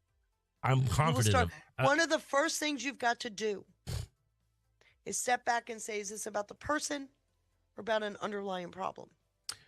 If you can't pin the issue on a systematic issue, not the people, but a system flow chart, okay, then you're in the noise realm. All right, I got a perfect example that was the first thing that came to my mind. Not just then when it first all started to unravel, but even right now, Feisty, and that is, all right, so the problem I would glean objectively from Joe Kent is there's an infiltration issue. There's a trust issue. This is developing a trust. This could be developing a trust issue, and that we have an infiltration problem. Okay. Now, I know that's simple-minded, but... No, that's fine. Would that be a good example of signal, or that's signal, more signal? It can be. Right and now, then the you're making it noise to personal, that but- would be, so that could be me what you making want it to look personal. at then is if we got an infiltration problem, what's been infiltrated? You want it to be actionable, Yeah. right? To Okay. preserve that signal. Okay. So for Joe, Just as an it's the example. siloed government, Okay. which is still very siloed. Right. It became an issue for Neil Caputo Right. because they really believed they were doing the right thing Okay. by calling him Okay. a treasonous SOB. All right. Neil Caputo never made it about them or him. He made it about the fact that they were illegally surveilling They him, weaponized the system. Yeah. thereby preserving the signal. As soon as he held up that pad of Okay. paper, All right. That makes sense. Does that help everybody? Forcum Daniel says all about the threshold. Marissa says it's something you need very good discernment to decipher signal. Yes, discernment. why does chaos come across so emotional? Think about it. Because it's about feelings, which are people. Yeah, it's because it's You cannot think clearly. If I were to say to you, the big issue is that information sat on that desk over there and didn't get here where I needed it, and this happened, right? Cause and effect. The response is, how do I break down that barrier? Instead, it became about that SOB over there wouldn't let me know what I needed to know. Became about a person. Noise. Something Bannon could have done when saying, "Don't listen to the noise, listen to the signal." Well, maybe he could have done a solid by explaining the difference between signal and noise. I don't know that he's ever done that. I don't listen to Bannon, but It's fine. I don't know that he explained it, didn't explain it. Maybe people didn't know how to understand it. I couldn't answer that question. I think you're It doesn't- addressing a serious issue, though. Honest to God, Feisty, I really think you're not only addressing a very serious issue, but maybe it's not an issue, but it's something that really needs to be parsed through. Well, Is let that me difference? point There out has something, to be a because major contrast. There's an obvious lack of critical thinking. And the reason why is because the more emotional you get, the less critical you become. Right? Yep, agreed. So, and I don't know if I'm going to be successful. People are going to have to let me know.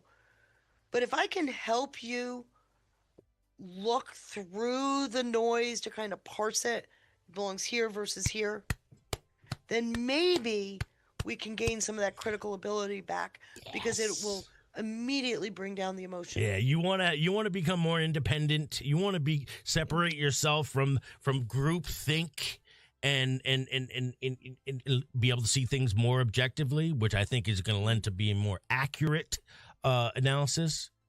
Mm-hmm. Then this is how you go about it. What you're deciphering between the difference between signal and noise, entropy and shit. What's it called? Negentropy. That's only going to help you more. So Right. I applaud you for this. This is very. I hope critical. I appreciate hearing that, because I sit here most of the time going, okay, I'm always told I'm too professorial. I'm always being told that. Well, one thing I'll tell you is, don't take what ignorant My individuals tuition say to is getting expensive, folks. You better start paying up. heart. I hope everybody picks up on Feisty's humor now at this point. I'm joking.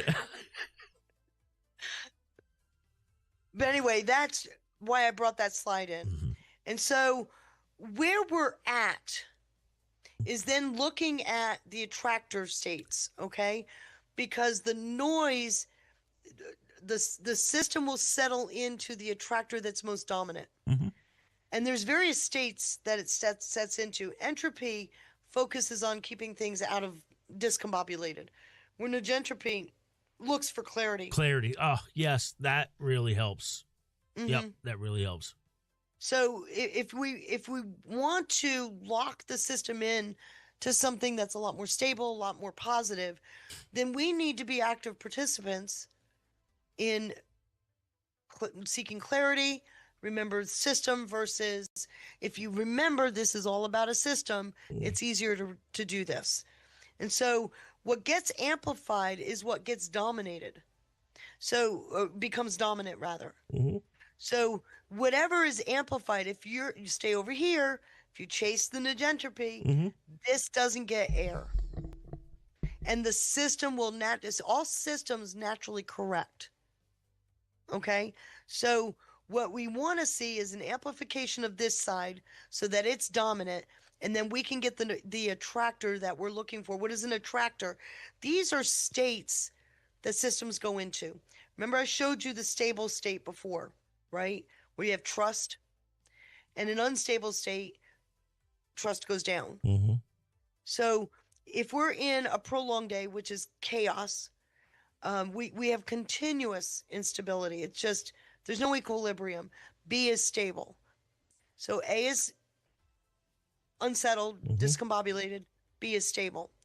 The attractor C is a fragmented system, and we can actually make a choice to choose that versus chaos. And I'll show you that in a little bit. Oh, interesting. Or we can have a controlled instability, because we don't have what we need to bring the system back to stability.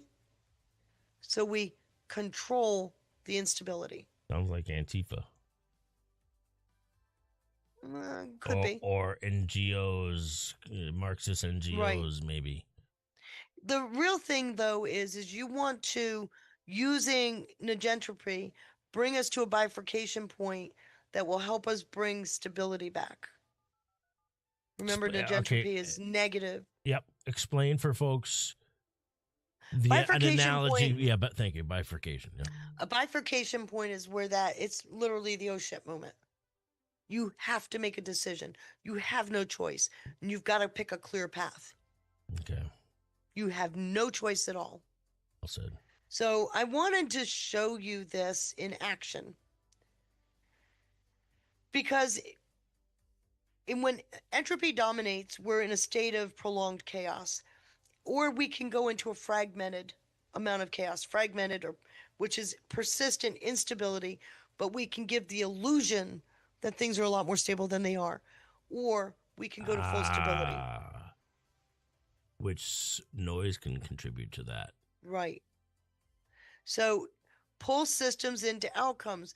What you're doing is the chaos. You come through a gate, and whatever is dominant attractors pull that system into an outcome, and the dominant attractor is where that lends. So a dominant attractor that's prolonged in chaos is going to lead to instability and crises. A dominant attractor that's in negentropy is going to lend itself towards a more stable state. Am I making sense? A little bit, yes. Keep You're going, not though. passing the. No, You're keep not going. passing my final exam. No, keep going. I think it'll come together. Okay, it will when you see this. From stability to managed instability. Okay. So from 2001 to 2007, we hit it was pre-critical stability. Let me explain that. 2001 is 9/11, obviously. 2008 is the financial crisis. Mhm. But from 2001 to 2007, we still had an illusion of stability. Why? High trust in government. We were supportive of the war. We had So we were still unity. We had unity. We had unity. Wow. Even if perfect. it wasn't completely real, there was, I mean, Bush too did get a second term because people It's believed irrelevant. in what he was doing. I think that's irrelevant when what you're highlighting, and I knew it. I knew you would help me understand it. Uh-huh. I knew the next slide was going to help me understand this. All right, Okay. keep going. So 2008, we had a financial crisis, although that started actually back in the 90s. It hit that inflection point The oh in shit 2008, moment, which is where the system split and created the bifurcation. and that's the oh We had shit. to make a choice. The oh shit moment. Okay. Yeah. Yeah, Bifurcation is an oh shit moment. yeah. Okay. But we chose to go into controlled instability. Why?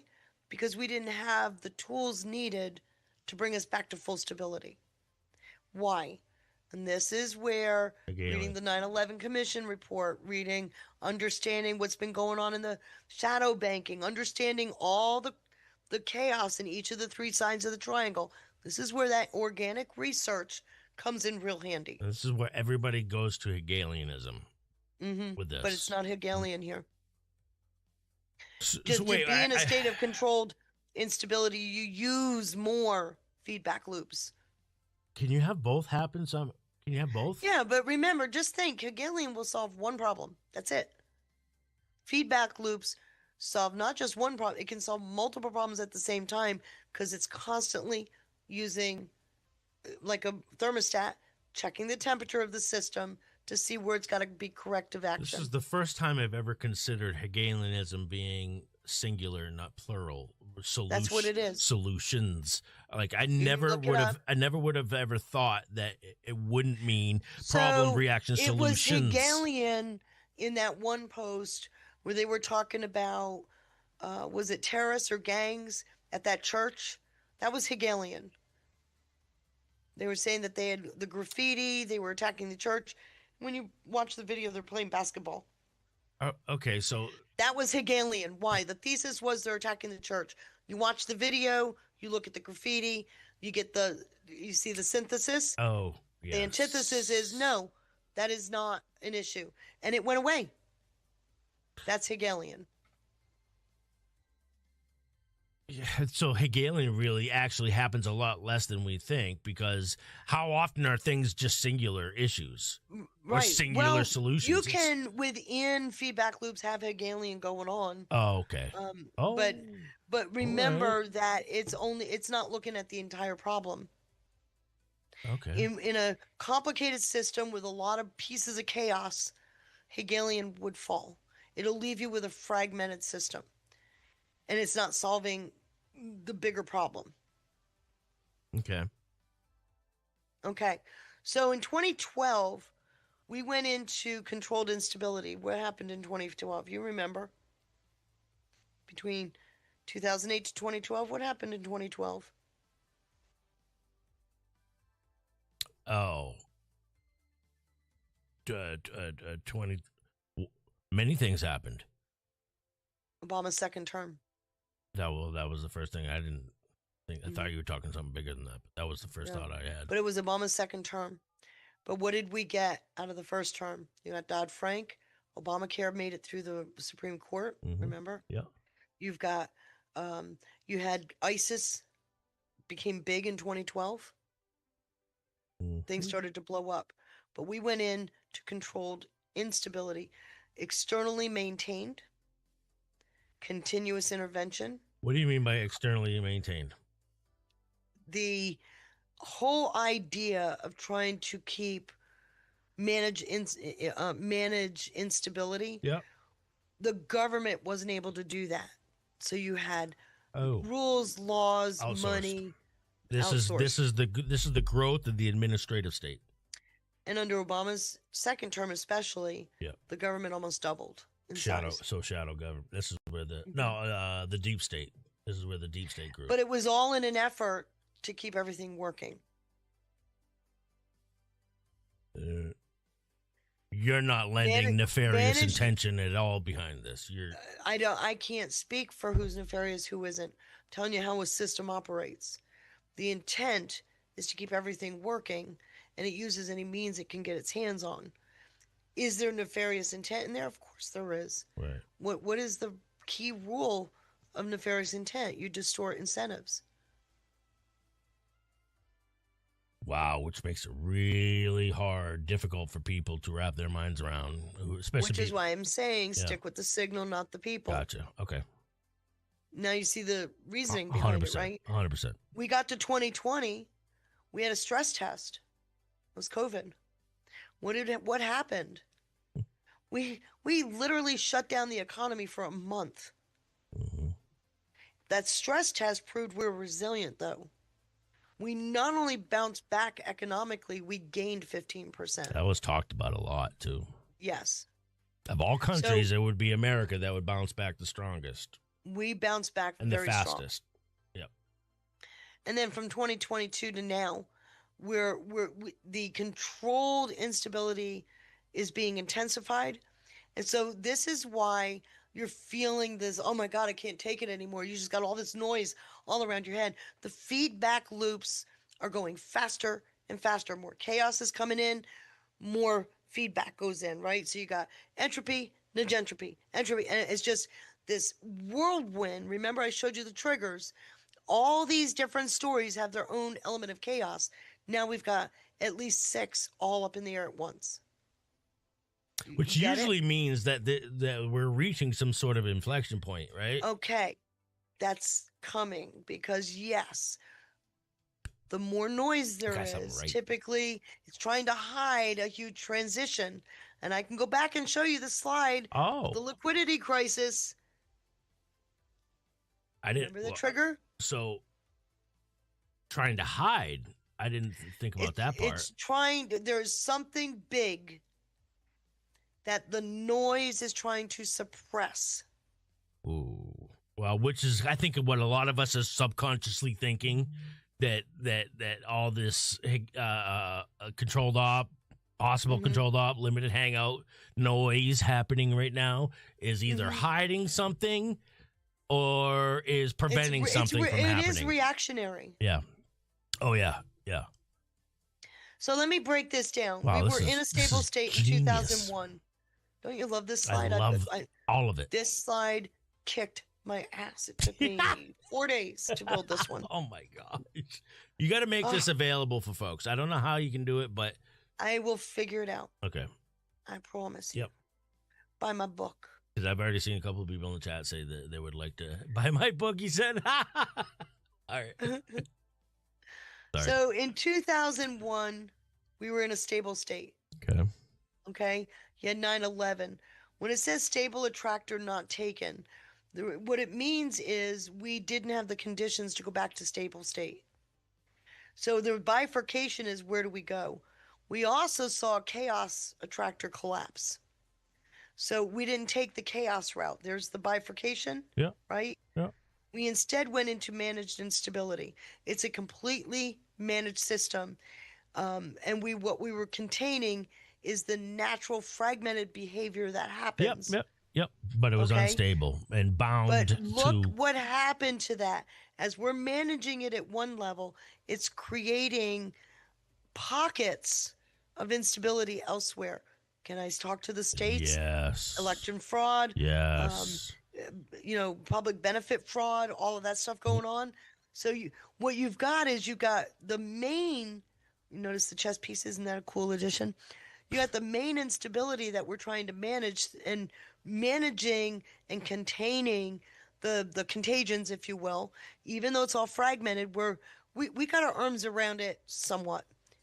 A little leaking here and there, but it's okay. You're not addressing, I mean, just for clarity, you're not addressing whether or not this was intentional or accidental. No. You're not even considering that. You're just, Okay. No, because fine. it doesn't matter when you understand the system. Okay, that's fine. What you're trying to understand is where we're going. That was my conclusion by asking Right. you that. Okay. And this is not linear. Yeah. So trying to understand where we're going, it's a feedback loop. what's coming is your feedback loop, right? So this managed instability created, you could put 40, 50, 60 of these Right. up on the slide. Yeah. This managed instability is a spinoff and a result of what was contained in this fragmentation. Right. So that makes sense, right? Mm-hmm. You just proved you're a man. Words don't work, pictures do.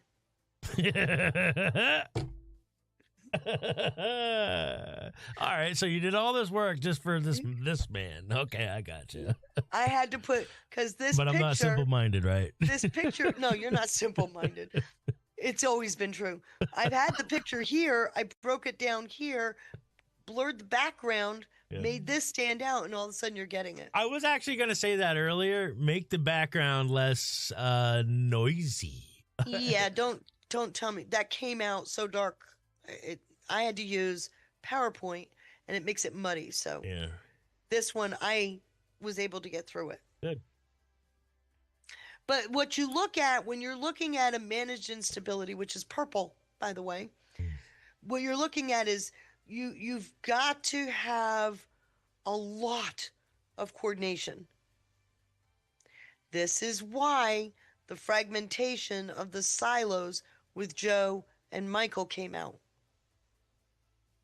You're not coordinating if you're siloing information. There's not a free share. Wow, you think it very well could have been coordinated.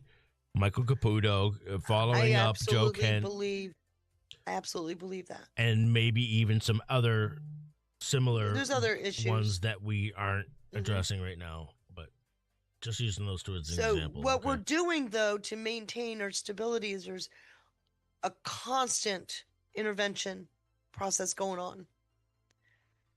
City of London chose not to insure ships. Trump came back with. Iran started attacking oil bases. Trump came back with constant instabilities popping up, constant interventions to deal with it. Sounds exhausting. It can be. Yeah. If you don't have the right team, it's even more so. So one of the things I wanted to point out, and we're actually almost done, the system will always settle. It has to. By its very nature, it can't not settle, whether it's in chaos or whether it's in fragmentation or goes back to a stable state. It has to settle or it will crack open. Mm-hmm. System can become accustomed to chaos. Our system looks like it's doing that right now. So where you fit in, once you come through the gate, the bifurcation, you got to make a conscious decision. Which side do I support? Do I support fragmentation, controlled instability? Or do I support chaos? I mean, fragmentation and chaos. I got this. God damn it. My last edit, it moved this. This was over here. This was over here. Okay. Chaos That's was fine. here. These are all messed up. So just don't even look at those. Look at the entropy and negentropy at this point. So what you try to do is you focus on and amplify negentropy. All right. So I want you to be able to decipher between two things here. Mm-hmm. Walking through that gate. All right. Say everyone in the chat. I want you to think. What is the gate? Let's stop. What is the gate? It's a decision point. You got to pick one of two paths. For us and it's the a bifurcation audience. for everybody. Okay. We got a decision to make. Oh shit moment. You have a decision to make. So, all right, which you just answered my question, which my question was going to be, there is, who are you? Or the question should be, I think, who do you want yourself to be? Who do you want to be? What do you want yourself? What do I want myself to be? Am I a chaos operator where I need a foot to drop? No. Or am I somebody that would love to go back to sipping tea on my deck in a beautiful day? Do you see what I'm saying? Yes. You get to make the choice. This is where you're taking a systematic thing, making it personal for your own blood pressure. So let me show you how to do that. All right. Ooh. How to navigate it. Solutions. One I of the love first things- solutions. I always try to do that. Yes. Here's the gate again. If we're going to go from chaos to unity, Okay. you got to have a method of getting there. First thing is don't jump on all the damn noise. Mm-hmm. You don't have to know everything. You don't have to have so much information that you're in overload. You don't need that. Stop, slow Like, down, for instance, step away from it. Like, for instance, reach the conclusion, okay, this Joe Kent situation is all noise. I'm going to remain an objective observer, and I'm going to parcel out what might be noise and what might be Right. signal out of this. And Right. I'm going to give this at least a 48-hour rule, at least. So the first thing you do is you stop. That's where the 48, 72-hour rule comes from. You stop, you get out of the noise, and you just take a pause. And I've go take a walk. I tell everybody in my chat room, this is where Hallmark comes in, because you don't need a brain to watch Hallmark, right? Mm-hmm. So you completely can rest. So, by the way, shout out to Adel 412 raiding us. God bless you, bro. Welcome in, Patriots. And I think also Spin City raided us earlier too. Apologies, brother, if I missed that. We're classes in session right now. Yes. Sorry. So, and I'm running out of time. It's already after Take 6. your time. Oh my You're gosh. good. You're good. So anyway, one of the things we want to do is we want to get ourselves in a place where we can actually start on our own, very quietly, reasoning through what we're watching, because you want to observe before you do anything about it. Yep. My favorite line is, I need to chew on that a minute. Which doing anything about it could be something as simple as opining on something or offering your opinion on something one way or another, right? Or having a conversation with a family or friend or something. Right. All right. So once you've done that and you've been able to kind of pull yourself back emotionally, then you look for the signal. What is the real signal? I just explained it to you, although it took me a little bit to get you to see it. The real signal in Joe Kent was the gatekeeping. The gatekeeping to him? No. Let me Or go back. him gatekeeping? He was complaining. That's what so yes, the answer is yes. He was complaining about Intel not flowing. So all right, so yeah, the answer is yes. And he's complaining about Intel being weaponized. That's what I asked, was the gatekeeping happening to him? Well, he kind of made it about him, because he said he was told to stand down on investigations. He just collects. He doesn't investigate. Right. But he wasn't able to get information. He was talking gatekeepers. Oh, that there's gatekeepers within the Intel community. Okay, I got you. Yeah. All right. Information doesn't flow. Right. So what you want to do is you want to look at what's going on and say to yourself, what is the actual signal? Not the noise, not the emotion. What is actually being amplified?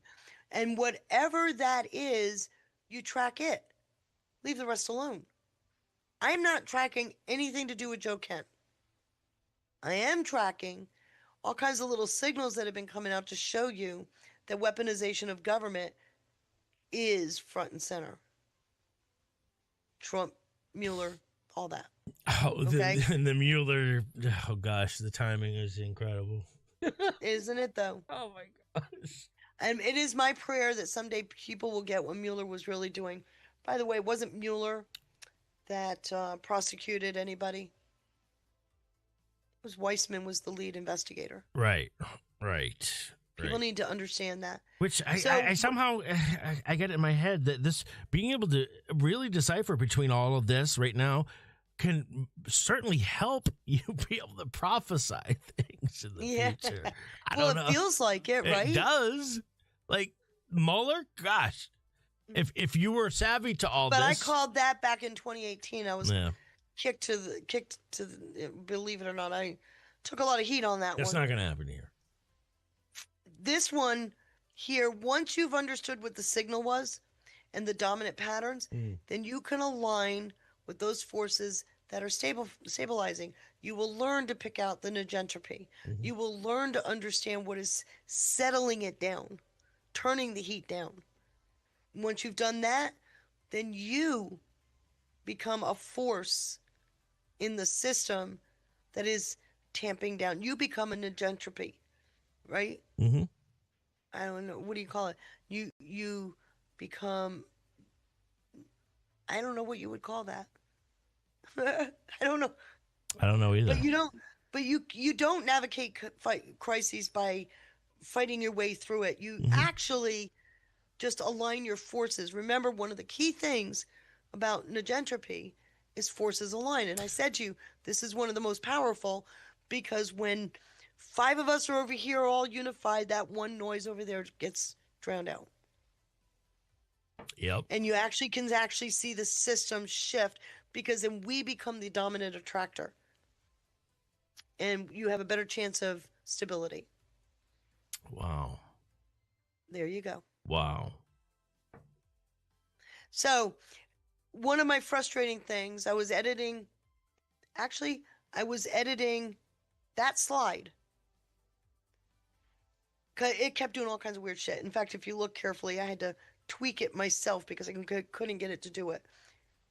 And I said to do something. I told it, gave it one command, and that's what it gave me. And I could just see where a lot of people might run in, or probably runs into the problem of allowing their own in real life personal issues, because we all have personal issues, right? Allowing that subconsciously, probably mostly at this point, but to cloud, any ability to see this clearly and objectively. It is my hope, and you guys are going to have to let me know. Just kind of contemplate what I've been saying here. Think about it. Think about how you tend to react to things. Yep. Once you understand how you tend to react, then you have the power to do something about it. If you don't even know where you stand, you're just fighting with the wind. So that said, I mean, I love you, Sean, and I'm glad I got to do this whole thing, but I allotted an hour. I took an hour and 15 minutes. Oh, whoop-de-doo. No, actually, are you going to beat yourself up now? Why would I do that? Okay, good. Thank God. I'm going to go eat dinner. Good. You're going to sleep great, right? I'm going to sleep great tonight. That was impressive. Did you like it? I'm going to even have to rewatch it several times myself, because, wow. I'm still digesting. I am so glad that worked. I know I'm going to get 50 questions tonight in my own chat room. And but hey. That was just impressive. Thank you, Divining Rod. I just got $10 for Want to read it? Another elite dig, guys. One of my favorite collabs. Thank you so much, Divine and Rod. And I hope you didn't take that, what I was saying earlier, personal. I hope, my hope is by now everybody knows I don't ever. It's not like my. That's not how I roll. I don't. One thing, if you don't know about me, I don't ever make things anything personal or have negative intent behind it. But thank you for That's what I was asking. Did I say something that upset somebody? No. I can do that. I'm good at that. What's your name, for crying out loud? It's Feisty. I'm really good at that. Being feisty.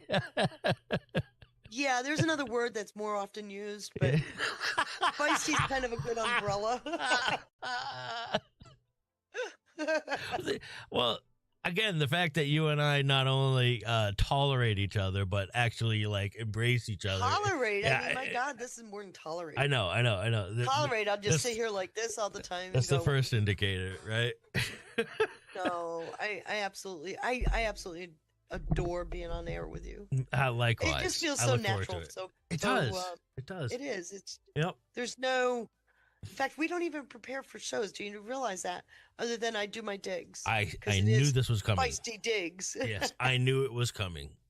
I knew there would come a day where the notion of pre-show, a prep, that it would eventually just come natural because that's how I do it anyways. Well, I have to credit you. Oh. I have to credit you. I don't like being on air. I don't. I can't stand it. And to be on by myself, oh my God, I'm wicked uncomfortable. Really? Oh my God, yes. Why? But you make me feel like I'm sitting at my kitchen table with you having coffee. That's like, Thank you. Oh my gosh, that is everything to me. Honest to God, I just wanted you to know that. I mean, it's true. The few people out there in the chat that really truly know me, Ash is one of them, and there's a few others in the Mod Squad that like they know me. That is like that's my MO right there, is to make anybody feel comfortable in their own skin and to feel like they can feel. I'm comfortable in my skin. I'm just not comfortable publicly. Live, no, publicly. Yeah, right. I'm not. Believe it or not, I know everybody always laughs at me when I say this. I'm an extreme introvert. Yeah. I really am. You've said that before. And I do very well in my own self, quiet, saying nothing to anybody. It is, they always tell you do what's most uncomfortable to grow, right? Well, holding a chat every single night, talking to people when the last thing you want to do is to hold a chat is not an easy thing to do. Yeah. I'm not dismissing anybody, not trying to be mean or anything, but making the commitments I've made has been hard to keep up. And it's required me to be more public, and I'm like, when everybody started wanting me on shows, I was getting physically ill, except when I'm on air with you. And in the beginning, when you and I were on shows, I was very hyper-focused on, do I have content? Is this what we need to talk about? Now you don't have to worry about it. I don't even think about it anymore. That is like the height of everything. That is the height of everything for me. I can't tell you how fucking relieving that is to hear. Oh my gosh. Now I'll be able to sleep good. I'm so glad. I always wanted somebody to sleep other than me.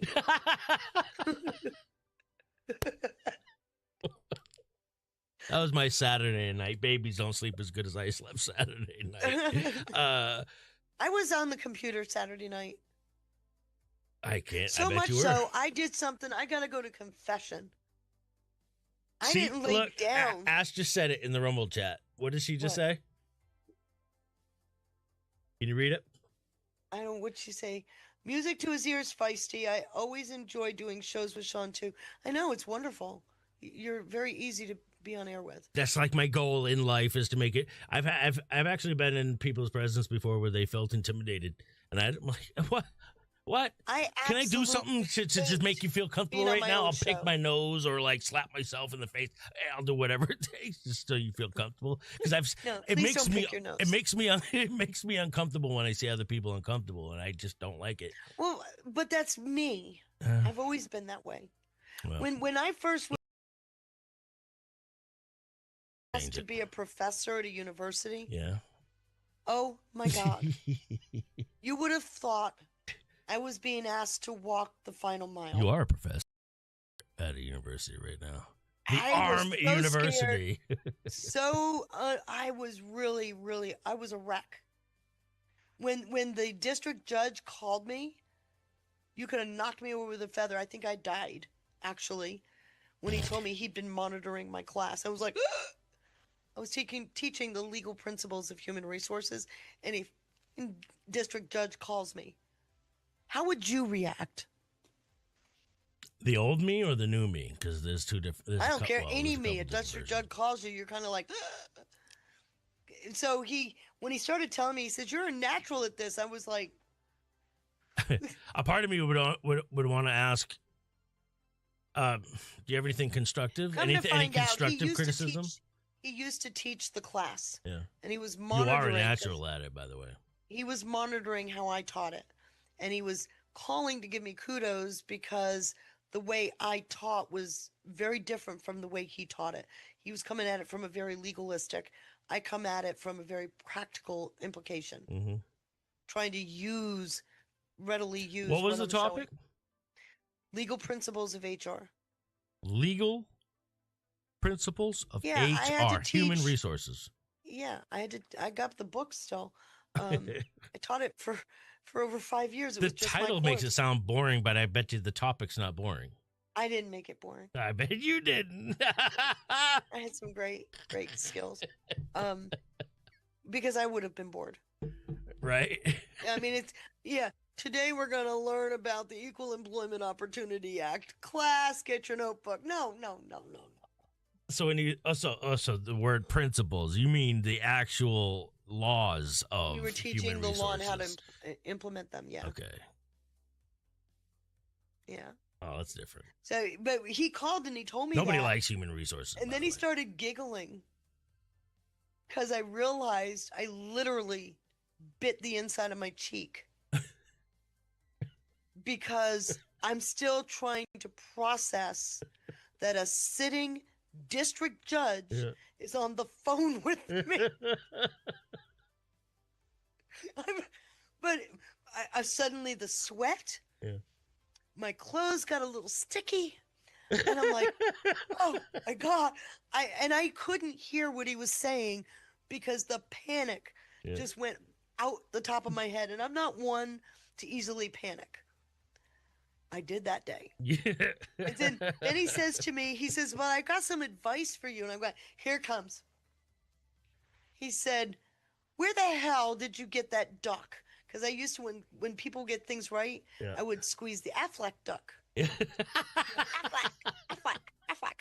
And because it was my way of keeping people engaged. He says, where the hell did you get that duck? I said, well, I am in the field and I got them from the broker and I collect them. And he says, my advice, you get a bunch of them and you just keep doing this all through. He said, that was hysterical when I heard you. I'm like, this is a sitting, did I tell you, district judge? I mean, Yes. like right below the Supreme Court, right? But I've, ever since that day, every time I taught a class, I was constantly looking. And then I found out you can't see monitors. You know, they're kind of in the back. But I was always looking to see who was monitoring my class because then the fear hit. Am I saying it right? Am I Yeah. doing the right thing? Oh my God. Is my curriculum aligned? I mean, the Well, I panic. can see that, again, especially if you're a professor. Yeah, you probably want to be on top of your game. But one thing that I pride myself in is encouraging people to be not afraid to fail or to make mistakes. Oh, I'm not afraid to fail. Or make mistakes. I'm afraid to make mistakes. Make mistakes that I should have caught. Well, disappointing. That was not a good thing for me growing up to make a mistake. And Okay. I do understand actually, Yeah. because you and I have had this discussion before. hmm But allow me, if you will, I like to encourage it with one caveat. You would like to encourage me being wrong? I'm wrong a lot. I won't. No.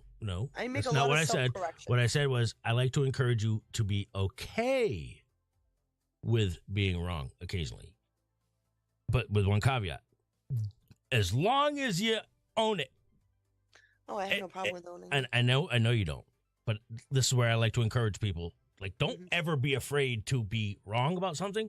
You just have to own it. Like, you don't make it so that you don't have a choice, but to own it, hmm because you will not self-correct it unless you own it.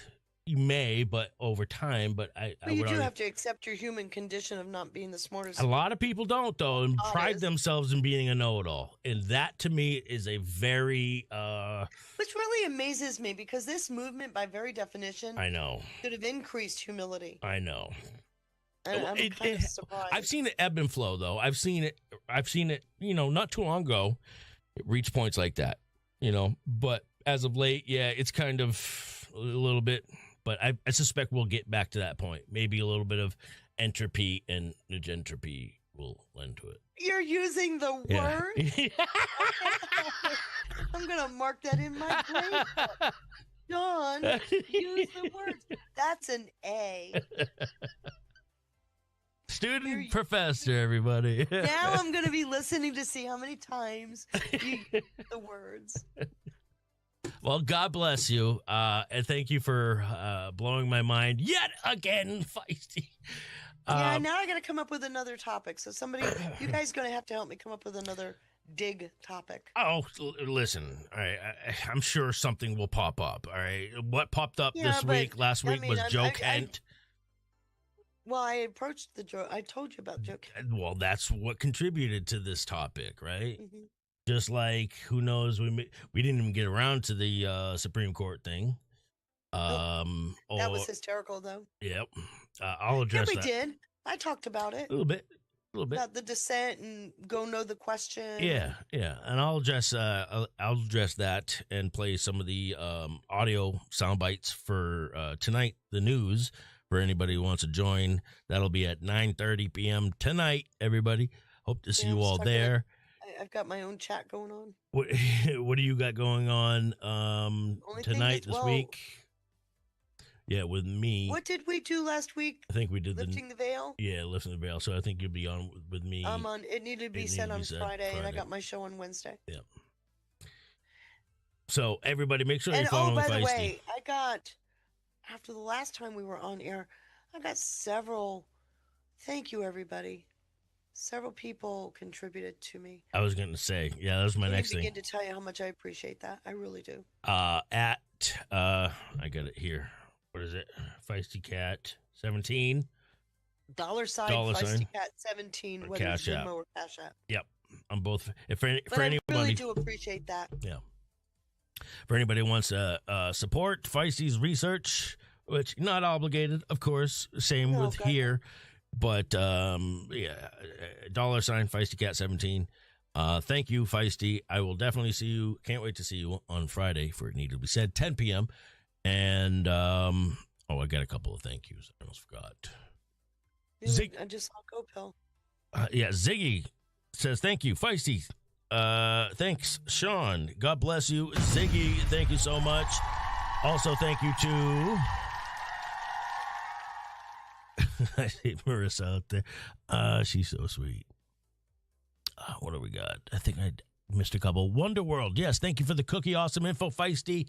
Michelle Shell, thank you for the cookie. Sean Joe with a cookie. P Quest with a can. Catherine B with the phone. Feisty, your slides are awesome. See, told Aren't you. they pretty? Yep, this is so helpful when you're trying to see the big picture. Even new vocabulary words to boot from Catherine B. God bless you, Catherine. Thank you for the phone drop. Sean Joe with a cookie. S. Jones, 39 with a can. Woohoo, it's Feisty. Hello, Sean. Shout out to Sean Joe with 2 cookies. Pigs on the wig with that 1,500 gold pills earlier. Thank you. God bless you guys.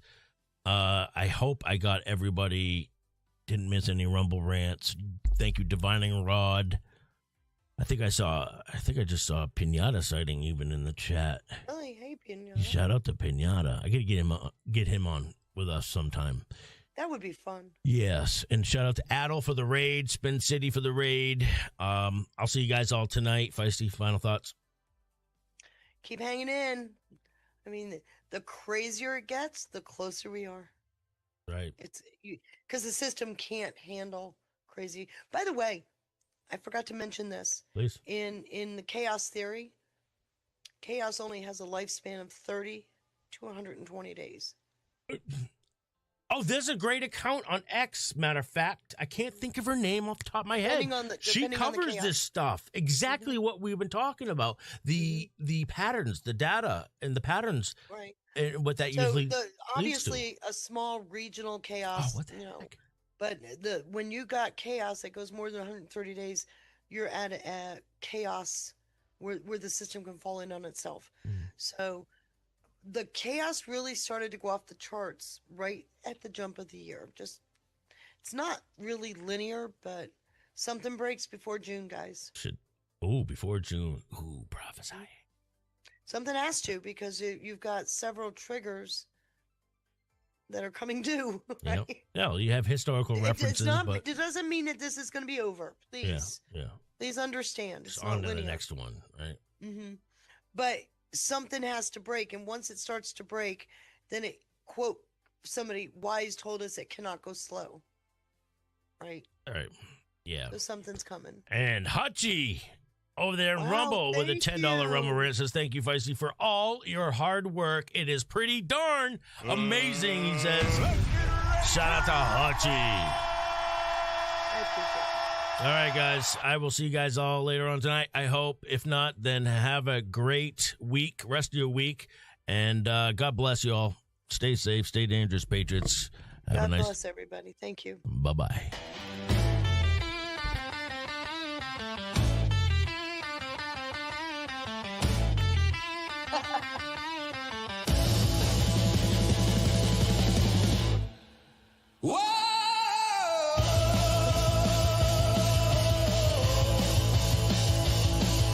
Whispers in the static, questions in the fire. The veil is torn and the seeker never tired. Scrolls of the ancients carved into stone. She reads between lines while the empire grows. The priesthood of medicine, prophets of law. She claws through the curtain, exposing the flaw. No map, no guide, just shadow she tracks. Every thread pulled is a world turned back. The faithful will know, though the words may be few. To the blind, every truth is a riddle untrue.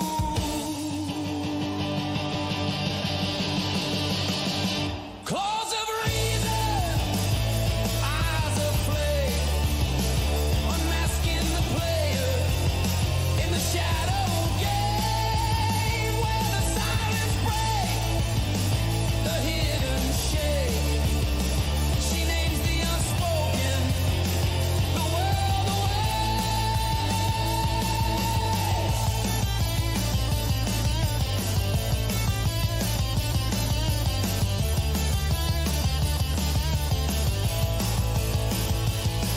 Historian's eye on the ruins of men, cycles repeating again and again. Digital soldier, a phantom, a spark, a voice through the wires ignites the dark. Voice of iron, breath of dust, piercing the empire built on rust. Keeper of the flame, she stakes her claim, illuminates the nameless, calls them by name. Through Babylon's towers, through Rome's broken gates, she carries the question that history hates. No creed, no tyrant, no mask will remain. When the feisty one whispers your true name.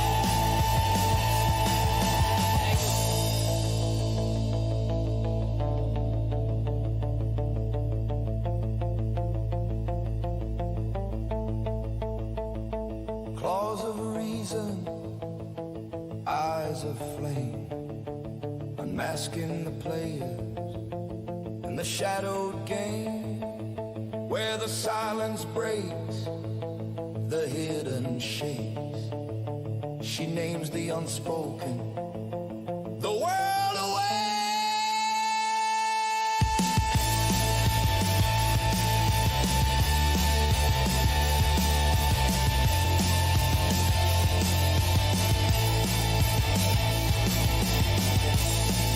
For those who believe, no words are required. For those who do not, none will suffice.